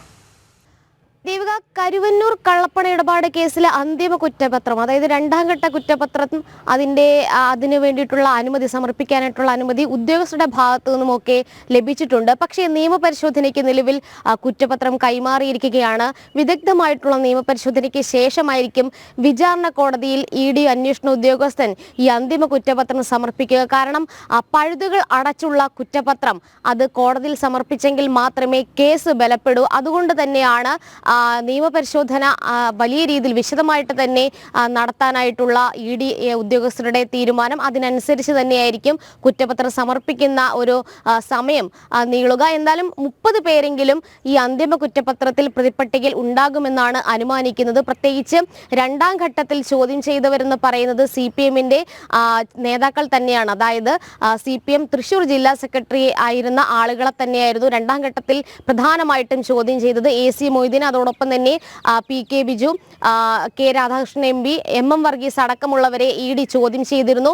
2ാം ഘട്ട കുറ്റപത്രത്തിൽ ബാങ്കിന്റെ വായ്പ, വലിയ തുക വായ്പ എടുത്ത് അത് തിരിച്ചടയ്ക്കാതെ കബളിപ്പിച്ചവരെയാണ് 2ാം ഘട്ട കുറ്റപത്രത്തിൽ പ്രതിപട്ടികയിൽ ഉൾപ്പെടുത്തുക എന്നാണ് അറിയുന്നത്. അതോടൊപ്പം തന്നെ 2ാം ഘട്ടത്തിൽ തന്നെയാണ് ഈ കള്ളപ്പണം അത് സംഭാവനയായിട്ട് സ്വീകരിച്ച CPMും അതിൻ്റെ നേതാക്കളും അടക്കം ഈ ഒരു കുറ്റപത്രത്തിൽ ഉൾപ്പെടാനും സാധ്യതയുണ്ട്. അതുകൊണ്ട് അതുകൊണ്ട് തന്നെ അവരെ കേന്ദ്രീകരിച്ച് പ്രത്യേകിച്ച് ആ നേതാക്കളും ഒരു പക്ഷേ പ്രതിപട്ടികയിൽ ഉൾപ്പെട്ടേക്കാം. എന്തായാലും ഇക്കാര്യത്തിൽ നിയമപരിശോധനയ്ക്ക് വേണ്ടിയിട്ട് നിലവിൽ കുറ്റപത്രത്തിന്റെ പകർപ്പ് കൈമാറിയിരിക്കുകയാണ്. അതിനുശേഷമായിരിക്കും വിചാരണ കോടതിയിൽ അത് സമർപ്പിക്കുക. നേരത്തെ ED വലിയ രീതിയിൽ വിശദമായിട്ട് അന്വേഷണം നടത്തിയ ഒരു കേസ്, പ്രമാദമായിട്ടുള്ള ഒരു കേസ്. അതുകൊണ്ട് തന്നെ പ്രതിഭാഗത്തിന് യാതൊരു തരത്തിലുമുള്ള പഴുതുകൾ ഉണ്ടാകാൻ പാടില്ല. ഇതിന്റെ അടിസ്ഥാനത്തിലാണ് വിശദമായിട്ടുള്ള ഒരു പരിശോധനയ്ക്ക് വിട്ടിട്ടുള്ളത്. നിലവിൽ ജോയിന്റ് ഡയറക്ടറും അഡീഷണൽ ഡയറക്ടറും ഈ കുറ്റപത്രം പരിശോധിച്ച് അനുമതി നൽകിയിട്ടുണ്ട്. അതിനുശേഷമാണ് നിയമപരിശോധനയ്ക്ക് വിട്ടിട്ടുള്ളത്. എന്തായാലും ഈ കരുവന്നൂർ കേസിൽ CPM പ്രതിക്കൂട്ടിലായ ഒരു സാഹചര്യമുണ്ട്. CPMന്റെ പ്രമുഖ നേതാക്കളൊക്കെ തന്നെ ചോദ്യം ചെയ്യലിന് വിധേയമായി. അതുകൊണ്ട് തന്നെ കുറ്റപത്രത്തിൽ അതിന്റെ പ്രതിപട്ടികയിൽ ഉൾപ്പെട്ട ആളുകൾ അതിനെ സംബന്ധിച്ചുള്ള വിവരങ്ങൾ പുറത്തു വരുന്ന മുറയ്ക്ക് അത് CPMനെ കൂടുതൽ, പ്രത്യേകിച്ച് സർക്കാരിനെ വലിയ രീതിയിൽ പ്രതിസന്ധിയിലാക്കുകയും ചെയ്യും. എന്തായാലും അന്തിമ കുറ്റപത്രം ഉടൻ സമർപ്പിക്കുമെന്നാണ് ED വൃത്തങ്ങൾ സൂചിപ്പിക്കുന്നത്. ദേവിക. ശരി രേഷ്മ. ഏറെ ശ്രേഷ്ഠമായ ശബരിമലയിലെ അരവണ പ്രസാദത്തിൽ ഉപയോഗിച്ച് ഏലക്കയിൽ വിഷാംശം കണ്ടെത്തിയതിനെ തുടർന്ന് ദേവസ്വം ബോർഡിന് നഷ്ടമായത് 9 കോടി രൂപയാണ്. 6.65 ലക്ഷം ടിൻ അരവണയാണ് ദേവസ്വം ബോർഡ് സ്വന്തം ചെലവിൽ നശിപ്പിച്ചത്. 2021-22 കാലയളവിലായിരുന്നു സംഭവം. വിവരങ്ങളുമായി അരുൺ കൊടുങ്ങൂർ ചേരുന്നുണ്ട്. അരുൺ, വലിയൊരു നഷ്ടത്തിന്റെ കണക്കാണ് ഇവിടെ സൂചിപ്പിക്കാനുള്ളത്. ഇതുമായി ബന്ധപ്പെട്ടുള്ള കൂടുതൽ വിവരങ്ങൾ ലഭിക്കുന്നുണ്ടോ ഈ ഒരു ഘട്ടത്തിൽ?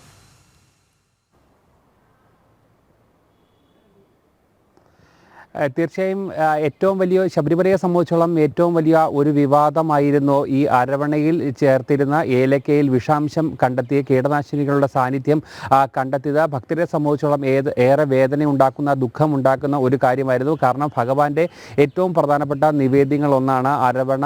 ഈ അരവണ പ്രസാദമാണ് ശബരിമലയിലെ ഏറ്റവും പ്രധാന വഴിപാടുകൾ ഒന്നുകൂടി. അതുതന്നെ ഇത്തരത്തിൽ ഭക്തരെ വിഷമിപ്പിക്കുന്ന രീതിയിലേക്കുള്ള ഒരു നടപടിയായിരുന്നു ദേവസ്വം ബോർഡിൻ്റെ ഭാഗത്തുനിന്നും അന്ന് ഉണ്ടായിരുന്നത്.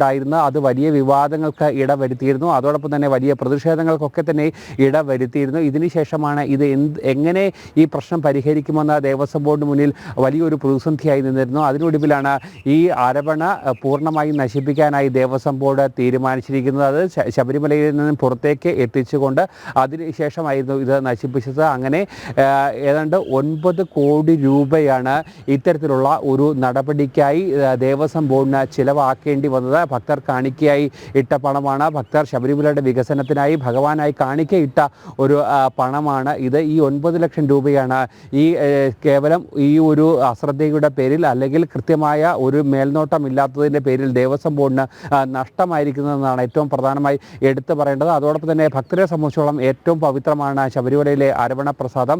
അത് കളങ്കമുണ്ടാക്കുന്ന രീതിയിലേക്കുള്ള ഒരു പ്രവർത്തനമായിരുന്നു അധികൃതരുടെ ഭാഗത്തു നിന്നുണ്ടായത്. ഇത് ഒരു കാരണവശാലും അംഗീകരിക്കാൻ കഴിയാത്ത ഒരു നടപടിയായിരുന്നു. എന്തായാലും 9 ലക്ഷം രൂപയാണ് ഈ ദേവസ്വം ബോർഡിന് ഈ ഒരു ഇനത്തിലൂടെ നഷ്ടമായിരിക്കുന്നത്. അല്ലെങ്കിൽ ആർക്കുമില്ലാതെ നഷ്ടമായി എന്ന് എടുത്ത് പറയേണ്ടി വരും. എന്തായാലും ഇത്തരത്തിലുള്ള ഒരു ജാഗ്രത കുറവ് അത് ശബരിമലയുടെ വികസനത്തിന് ഉതകുന്ന അല്ലെങ്കിൽ ഭക്തരുടെ സൗകര്യത്തിന് വേണ്ടി കരുതേണ്ട അല്ലെങ്കിൽ ചെയ്യേണ്ട പൈസ തന്നെയാണ് ഇവിടെ നഷ്ടമാകുകയും ചെയ്തിരിക്കുന്നത്. എന്തായാലും 9 കോടി രൂപയാണ് ഈ ഒരു പ്രവർത്തനത്തിന് വേണ്ടി മാത്രം ദേവസ്വം ബോർഡിന് ഒന്നുമല്ലാതെ നഷ്ടമായിരിക്കുന്നത്. പഹൽഗാം ഭീകരാക്രമണത്തിന് കനത്ത മറുപടി നൽകാൻ സുസജ്ജമായി ഭാരതം. ഗുജറാത്ത് തീരത്ത് നാവികസേന പരിശീലനം തുടരുകയാണ്. അറബിക്കടലിൽ പാക് നാവികസേനയും പരിശീലനം തുടരുന്നു. പാകിസ്ഥാന്റെ യാത്രാ സൈനിക വിമാനങ്ങൾക്ക് ഇന്ത്യൻ വ്യോമമേഖലയിൽ യാത്രാനുമതി നൽകില്ല.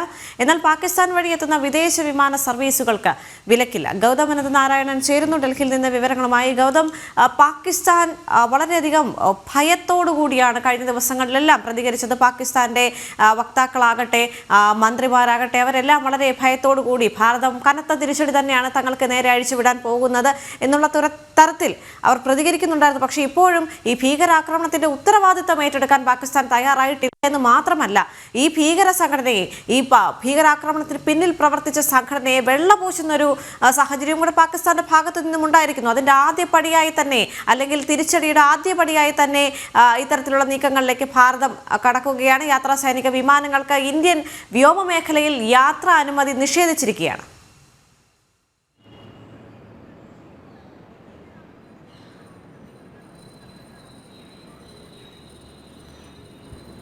ദേവിക, ഇന്ത്യൻ വ്യോമാതിർത്തി ഇപ്പോൾ പാകിസ്ഥാന് മുമ്പിൽ അടച്ചിരിക്കുകയാണ്. നേരത്തെ കഴിഞ്ഞ മാസം 24-ാം തീയതി പാകിസ്ഥാൻ്റെ ഭാഗത്തു നിന്നും ഇത്തരമൊരു നീക്കം ഉണ്ടായി. അതായത് ഭാരതം സിന്ധു നദീജല കരാറിൽ നിന്ന് ഉൾപ്പെടെ പിന്മാറിയ പശ്ചാത്തലത്തിലാണ് പിന്നീട് തൊട്ടടുത്ത ദിവസം അതിനൊരു തിരിച്ചടി എന്ന നിലയിൽ പാകിസ്ഥാൻ അവരുടെ വ്യോമ അതിർത്തി ഭാരതത്തിന് മുന്നിൽ അടച്ചത്. ഇതിനുശേഷം ഇപ്പോൾ ഇന്ത്യയും മറുപടി എന്ന നിലയിൽ നമ്മുടെ വ്യോമാതിർത്തി ഇപ്പോൾ പാകിസ്ഥാൻ വിമാനങ്ങൾക്ക് മുന്നിൽ അടച്ചിരിക്കുകയാണ്.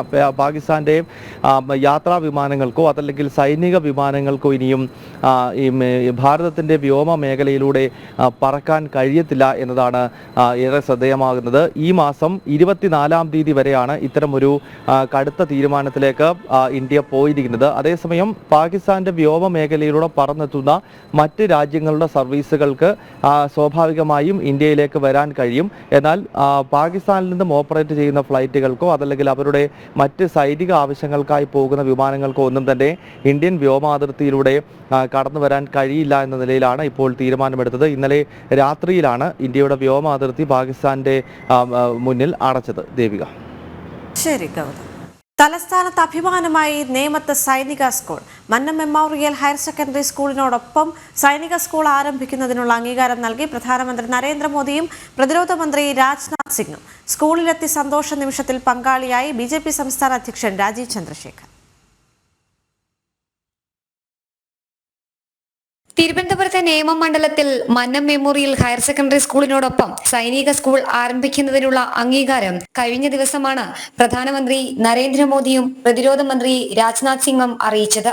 സാമൂഹിക പരിഷ്കർത്താവും സ്വാതന്ത്ര്യ സമര സേനാനിയും നായർ സർവീസ് സൊസൈറ്റി സ്ഥാപകനുമായ മന്നത്ത് പത്മനാഭന്റെ പേരിലാണ് ഈ വിദ്യാലയം അറിയപ്പെടുന്നത്. സർക്കാർ സ്വകാര്യ സംയുക്ത സംരംഭമായി നായർ സർവീസ് സൊസൈറ്റിക്ക് കീഴിലാണ് നിലവിൽ പ്രഥമ സൈനിക സ്കൂൾ വരിക. വിവിധ വിദ്യാലയങ്ങൾ നടത്തിവരുന്ന NSS മാനേജ്മെന്റിന് കീഴിൽ സംസ്ഥാനത്ത് നിലവിൽ വരുന്ന ആദ്യത്തെ സൈനിക സ്കൂൾ ആയിരിക്കും നേമത്ത് ആരംഭിക്കുന്നത്. സ്കൂള് സൈനിക് സ്കൂൾ ആക്കി മാറണം എന്നൊരു ആപ്ലിക്കേഷൻ കൊടുത്തായിരുന്നു.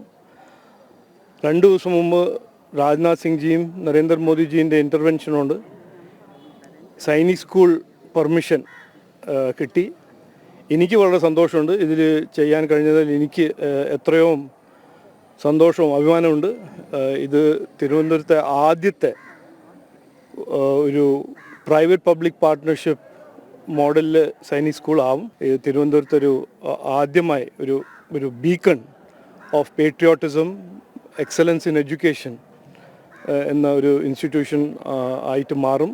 വരുന്ന തലമുറകളിലെ വിജയികളെയും രാജ്യസ്നേഹികളെയും സൃഷ്ടിക്കാനുള്ള ഒരു സ്ഥാപനം എന്ന നിലയിൽ നേമം മണ്ഡലത്തിൽ സ്കൂൾ മാറുമെന്ന് NSS നേതൃത്വം. സന്തോഷവും അഭിമാനവുമാണ്. പ്രത്യേകിച്ച് ഇന്നത്തെ സാഹചര്യത്തിൽ നാടിൻ്റെ വികസനം മാത്രമല്ല നാടിൻ്റെ സുരക്ഷയ്ക്കും എല്ലാം ഉള്ള ഒരു സ്ഥാപനമാണല്ലോ ഇത്. നമ്മുടെ ഭാവി തലമുറയ്ക്കും നമ്മുടെ ഒരു പേട്രിയോട്ടിസം, രാജ്യസ്നേഹം, സുരക്ഷ ഇതിനെക്കുറിച്ചെല്ലാം ഒരു ബോധവൽക്കരണം കൂടിയാവും. നമ്മുടെ ഇളം തലമുറയ്ക്ക് ഇങ്ങനെയുള്ള മേഖലകളിലെല്ലാം ഉള്ള ബോധവൽക്കരണം ആവശ്യമാണ്. അതിനും ഈ ഒരു കലാലയം അതിനും പ്രയോജനപ്പെടുമെന്നാണ് കരുതുന്നത്. Nemam Mannam memorial NSS higher secondary സ്കൂളിൽ സൈനിക സ്കൂൾ അനുവദിക്കുന്നതിന് വേണ്ടി തിരുവനന്തപുരത്തെ NSS ഭാരവാഹികൾക്കൊപ്പം കേന്ദ്ര പ്രതിരോധ മന്ത്രി രാജ്നാഥ് സിംഗുമായി BJP സംസ്ഥാന അധ്യക്ഷൻ രാജീവ് ചന്ദ്രശേഖർ ഡൽഹിയിലെത്തി പ്രത്യേക ചർച്ച നടത്തിയതിന്റെ തുടർച്ചയാണ് പ്രഖ്യാപനം. സന്തോഷം സ്കൂളിലെത്തിയാണ് BJP സംസ്ഥാന അധ്യക്ഷൻ ആഘോഷിച്ചത്. ജനം, തിരുവനന്തപുരം. അപൂർവ ധാതുക്കൾ പങ്കുവയ്ക്കുന്നതിന് അമേരിക്കയ്ക്കും യുക്രൈനും തമ്മിൽ ധാരണയായി. കരാറിൽ ഒപ്പുവെച്ചതായി US treasury secretary Scott Bessent അറിയിച്ചു. യുക്രൈൻ പുനർനിർമ്മാണ ഫണ്ട് എന്ന പേരിലായിരിക്കും ധാരണ അറിയപ്പെടുക. ഫെബ്രുവരിയിൽ വാഷിംഗ്ടൺ സന്ദർശിച്ച സെലൻസ്കി ട്രംപുമായി ഉണ്ടായ തർക്കത്തെ തുടർന്ന് ധാരണ ഒപ്പിടുന്നത് വൈകിയിരുന്നു. പോപ്പിന്റെ സംസ്കാര ചടങ്ങുകൾക്ക് മുന്നോടിയായി നടന്ന സെലൻസ്കി ട്രംപ് കൂടിക്കാഴ്ചയിലാണ് ധാരണ സംബന്ധിച്ച അന്തിമ രൂപമായത്. Thanks to President Trump's tireless efforts to secure a lasting peace, I am glad to announce the signing of today's historic economic partnership agreement between the United States and Ukraine, establishing the United States-Ukraine Reconstruction Investment Fund. This partnership allows the United States to invest alongside Ukraine to unlock Ukraine's growth assets, mobilize American talent, capital, and governance standards that will improve Ukraine's investment climate and accelerate Ukraine's economic recovery. The Development Finance Corporation will participate and help to establish this fund in collaboration with the government of Ukraine. today's agreement signals clearly to Russian leadership that the Trump administration is committed to a peace process centered on a free, sovereign, and prosperous Ukraine over the long term. It's time for this cruel and senseless war to end. പേവിഷബാധയ്ക്കെതിരായ oral rabies vaccine നിർമ്മാണം അവതാളത്തിൽ. കേരളം സ്വന്തമായി വികസിപ്പിക്കുന്ന vaccine എന്ന പേരിൽ ആരംഭിച്ച പദ്ധതി 2 വർഷം പിന്നിടുമ്പോഴും എങ്ങും എത്തിയില്ല. 2023 ബജറ്റിൽ 5 കോടി വകയിരുത്തിയ പദ്ധതി 5 വർഷത്തിനുള്ളിൽ പൂർത്തീകരിക്കുമെന്നായിരുന്നു സർക്കാർ അവകാശവാദം. വിവരങ്ങളുമായി പ്രശാന്ത് ശങ്കരമംഗലത്ത് ചേർന്നു. പ്രശാന്ത്, പേവിഷബാധയ്ക്കെതിരായ ഓറൽ റാബീസ് വാക്സിൻ നിർമ്മാണം ഇപ്പോൾ അവതാളത്തിലായിരിക്കുകയാണ്. അവിടെ നിന്ന് ലഭിക്കുന്ന ഏറ്റവും പുതിയ വിവരങ്ങൾ എന്തൊക്കെയാണ്?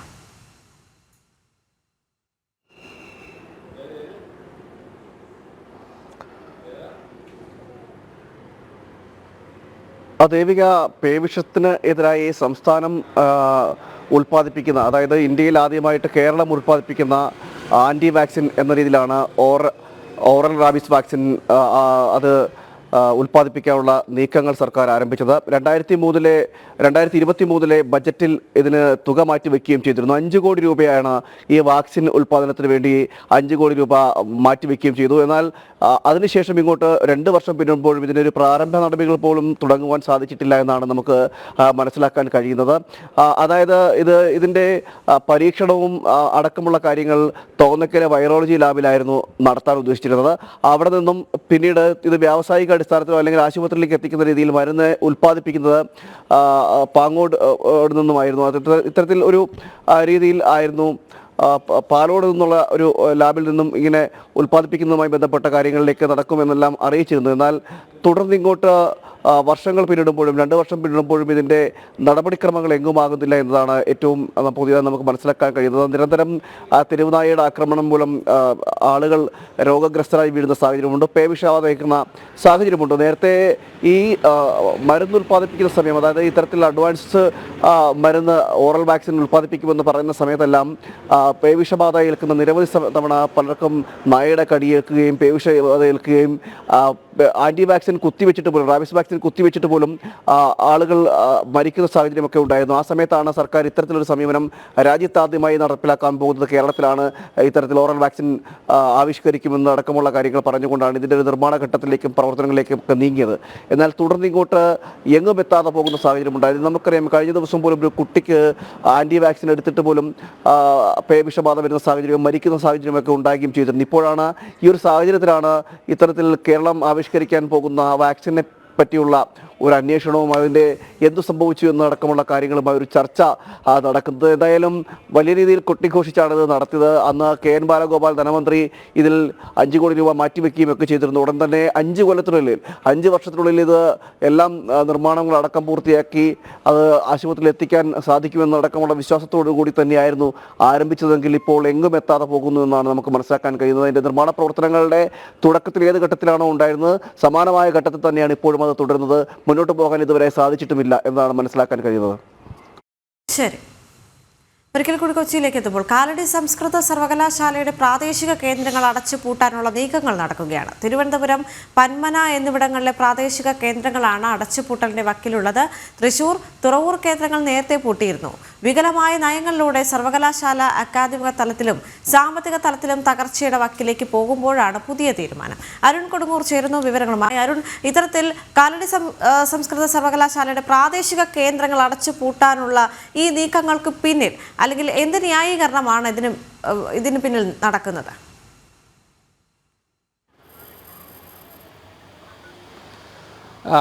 ദേവിക, അതിൽ ഏറ്റവും പ്രധാനമായി നമ്മൾ ചിന്തിക്കേണ്ട ഒരു കാര്യം, ഒരു നാടിൻ്റെ മാത്രമല്ല സംസ്ഥാനത്തിൻ്റെ ഏറ്റവും പ്രധാനപ്പെട്ട ഒരു അഭിമാന കേന്ദ്രമായി ഉയർന്നു വരേണ്ട ഒന്നാണ് കാലടിയിലെ ശ്രീശങ്കരാചാര്യ സംസ്കൃത സർവകലാശാല.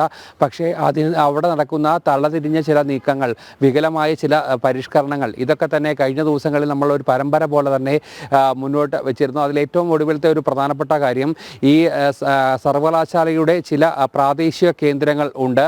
ആ പ്രാദേശിക കേന്ദ്രങ്ങൾ കേന്ദ്രങ്ങളും ഈ സർവകലാശാലയുടെ നട്ടെല്ലെന്ന് നമുക്ക് വിശേഷിപ്പിക്കാവുന്നതാണ്. പക്ഷേ ഈ രണ്ട് പ്രധാനപ്പെട്ട കേന്ദ്രങ്ങൾ, തിരുവനന്തപുരത്തെയും പന്മനയിലെയും ഈ രണ്ട് പ്രധാനപ്പെട്ട കേന്ദ്രങ്ങൾ കൂടി ഈ വർഷം തന്നെ പൂട്ടാനുള്ള ഒരു സമീപനമാണ് സർവകലാശാല അധികൃതരുടെ ഭാഗത്തുനിന്നും ഉണ്ടാകുന്നത്. ഇത് വലിയ പ്രതിഷേധങ്ങൾക്ക് ഇടവെക്കുകയാണ്. നമുക്കറിയാം, സാമ്പത്തിക പ്രതിസന്ധിയുടെ പേര് പറഞ്ഞാണ് ഇത്തരത്തിലുള്ള ഈ നടപടിയിലേക്ക് പോകുന്നുവെങ്കിൽ അനാവശ്യമായ ചിലവുകൾ കൊണ്ട്, തലതിരിഞ്ഞ പരിഷ്കാരം കൊണ്ട്, വികലമായ ചില നിർദ്ദേശങ്ങൾ കൊണ്ട് ആ രീതിയിലേക്കുള്ള ഒരു പ്രവർത്തനങ്ങൾ അത് വലിയ രീതിയിൽ സർവകലാശാലയെ ദോഷകരമായി ബാധിക്കുന്നു. അതുകൊണ്ട് തന്നെയാണ് ഇത്തരം ഒരു നടപടിയിലേക്ക് പോകുന്നതെന്നാണ് സർവകലാശാല അധികൃതർ തന്നെ വ്യക്തമാക്കുകയും ചെയ്യുന്നത്.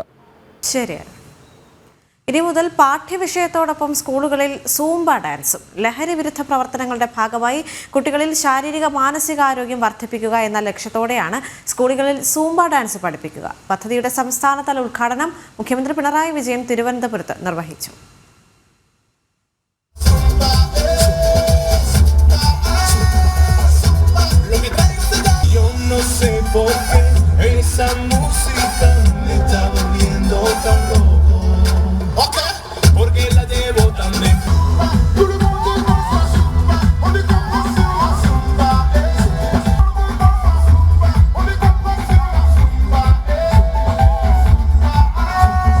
ലഹരിക്കെതിരായ പോരാട്ടത്തിന് തുടക്കം കുറിച്ചുകൊണ്ടാണ് 1500-ലധികം കുട്ടികളെ അണിനിരത്തി സൂംബ നൃത്തം സംഘടിപ്പിച്ചത്.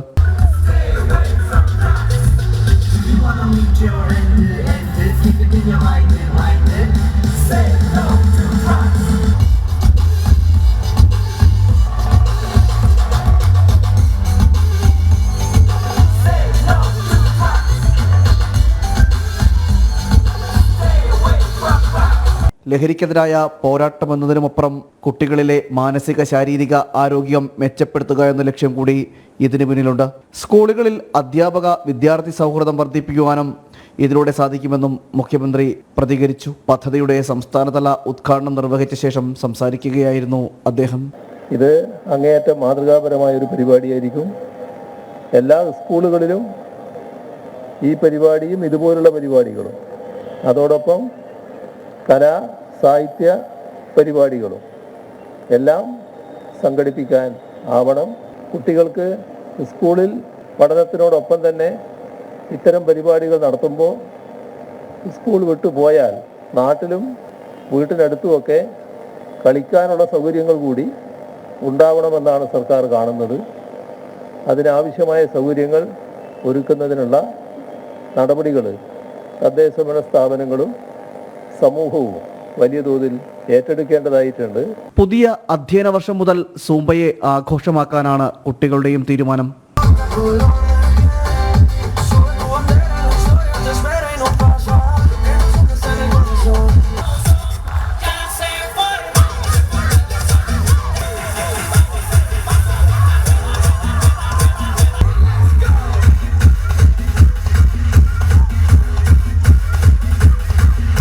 വിദ്യാർത്ഥികൾക്കിടയിൽ ലഹരി വ്യാപനം തടയുക എന്ന ലക്ഷ്യത്തോടെയാണ് സൂംബ ഡാൻസ് സ്കൂളുകളിലേക്ക് എത്തുന്നത്.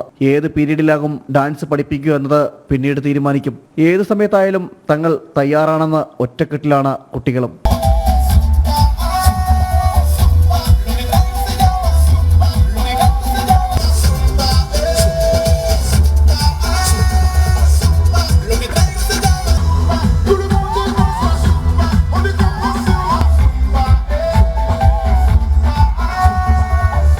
ജനം, തിരുവനന്തപുരം.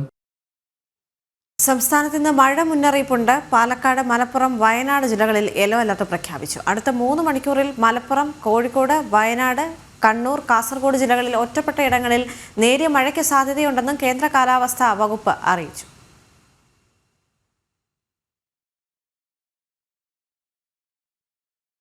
അമ്മയും മകനും തമ്മിലുള്ള ആത്മബന്ധത്തിന്റെ കഥ പറയുന്ന സിനിമ മദർ മേരി നാളെ പ്രദർശനത്തിന് എത്തും.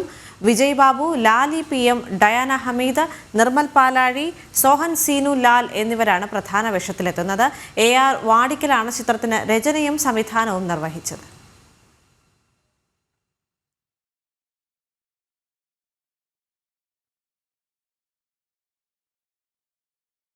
പിട്ടാപ്പള്ളി ഏജൻസിയുടെ ഇടപ്പള്ളിയിലെ ഡിജിറ്റൽ ഹബ് ഉദ്ഘാടനം ചെയ്തു. ഇടപ്പള്ളി പള്ളി അസിസ്റ്റന്റ് വികാരി ബാജിയോ ആശീർവാദ കർമ്മം നിർവഹിച്ചു. Pittappilly agencies managing director Peter Paul Pittappilly ഡയറക്ടർമാരായ Kiran Varghese, Ajo Thomas, general manager AJ Thankachan എന്നിവർ ചടങ്ങിൽ പങ്കെടുത്തു. ലീഡിംഗ് മൊബൈൽ ബ്രാൻഡുകളെല്ലാം തന്നെ Apple, Oppo, Vivo, Samsung, Realme തുടങ്ങിയ എല്ലാ ലീഡിംഗ് മൊബൈലുകളും അതിൻ്റെ അക്സസറീസും അതോടൊപ്പം ലാപ്ടോപ്പും അതിൻ്റെ സർവീസിങ്ങും അതിൻ്റെ അക്സസറീസും ഇവിടെ ലഭ്യമാണ്. മൊബൈൽ ഡിജിറ്റലായിട്ടുള്ള എല്ലാ ഉൽപ്പന്നങ്ങളും ഉണ്ട്. ഓരോ കസ്റ്റമേഴ്സിനെയും ഈ ഷോറൂം സന്ദർശിക്കാനും ഈ സ്റ്റേറ്റ് ഓഫ് ആർട്ട് ലേറ്റസ്റ്റ് ടെക്നോളജിയിലുള്ള ഏറ്റവും പുതിയ ലോഞ്ച് നടക്കുന്ന ഓരോ മൊബൈലും ഈ ഷോറൂമിൽ അവൈലബിൾ ആയിരിക്കും. എല്ലാവരെയും പിട്ടാപ്പിൾ ഏജൻസീസ് കുരിശിൻ്റെ നേരെ മുമ്പിലുള്ള പിട്ടാപ്പിൾ ഏജൻസിൻ്റെ ഈ ഡിജിറ്റൽ ഹബിലേക്ക് ഞാൻ സ്വാഗതം ചെയ്യുകയാണ്.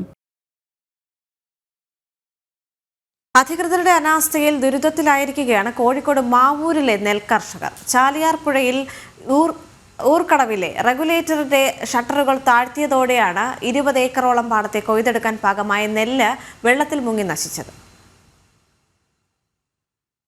ചാലിയാർ പുഴയ്ക്കു കുറുകെയുള്ള ഊർക്കടവിലെ റെഗുലേറ്റർ കം ബ്രിഡ്ജിന്റെ ഷട്ടറുകൾ താഴ്ത്തിയതാണ് കർഷകരെ കടുത്ത പ്രതിസന്ധിയിലാക്കിയിരിക്കുന്നത്. ഒഴുകിയെത്തിയ വെള്ളത്തിൽ മുങ്ങിയ വിളവെടുക്കാറായ നെല്ല് മുളച്ച് നശിച്ചിരിക്കുകയാണ്. ലക്ഷക്കണക്കിന് രൂപയുടെ നഷ്ടമാണ് കണക്കാക്കുന്നത്. മാവൂര് വയലിൽ 55ഓളം കർഷകരുണ്ട്. അതിപ്പോ നെല്ല് കൊയ്തെടുക്കാൻ സമയത്താണ് റെഗുലേറ്ററിന്റെ അവിടെ ഈപ്പതാക്കിക്കൊണ്ട് വെള്ളം ഓവറായിട്ട് എല്ലാ വയലിലേക്കും കയറി കൊയ്തെടുക്കേണ്ട ശ്രമമായിരുന്നു. അതാ നെല്ല് ഫുള്ളായിട്ട് ചീഞ്ഞ് കിടക്കുകയാണ്. യാതൊരു രക്ഷയില്ല. അപ്പൊ എന്താ ചെയ്യേണ്ടതെന്നുള്ളത് അത് ആർക്കും അറിയില്ല. 2 ആഴ്ച മുമ്പാണ് അധികൃതർ മുന്നറിയിപ്പില്ലാതെ ഷട്ടറുകൾ തുറന്നത്. കടം വാങ്ങിയും പലിശക്കെടുത്തും കൃഷി ചെയ്തവർ ഇനി എന്തു ചെയ്യണമെന്നറിയാത്ത അവസ്ഥയിലാണ്. ഒരാഴ്ച മുമ്പേ നെല്ല് കൊയ്യേണ്ട സമയമായിരുന്നു. അതിലാണ് ഈ വെള്ളം ഇങ്ങോട്ട് പൊന്തിയിട്ട് ലക്ഷക്കണക്കിന് ഉറുപ്പിന്റെ നഷ്ടമാണ്. 50-55 കർഷകരാണ് അവിടെ ഉള്ളത്. അല്ല ഫുള്ള് നഷ്ടത്തിലാണ്. അത് വന്നു നോക്കിയാൽ ഇവിടെ കാണാൻ ഫുള്ള് കഴിഞ്ഞ് കിടക്കുക. എന്താ ചെയ്യേണ്ടതെന്നുള്ള അറിയില്ല. കർഷകരെ ദുരിതത്തിലേക്ക് തള്ളിവിട്ട അധികൃതരുടെ സമീപനത്തിൽ പ്രതിഷേധത്തിലാണ് കർഷകർ. കൃഷി നശിച്ച കർഷകർക്ക് നഷ്ടപരിഹാരം നൽകണമെന്ന ആവശ്യവും ശക്തമാണ്. ജനം, കോഴിക്കോട്. എന്തായാലും പുത്തൻ പുലരി ഇവിടെ സമാപിക്കുകയാണ്. വാർത്തകൾ അവസാനിക്കുന്നില്ല. ഇടവേളയ്ക്ക് ശേഷം ലൈവ് റിപ്പോർട്ട്സ് കാണാം. നമസ്തേ.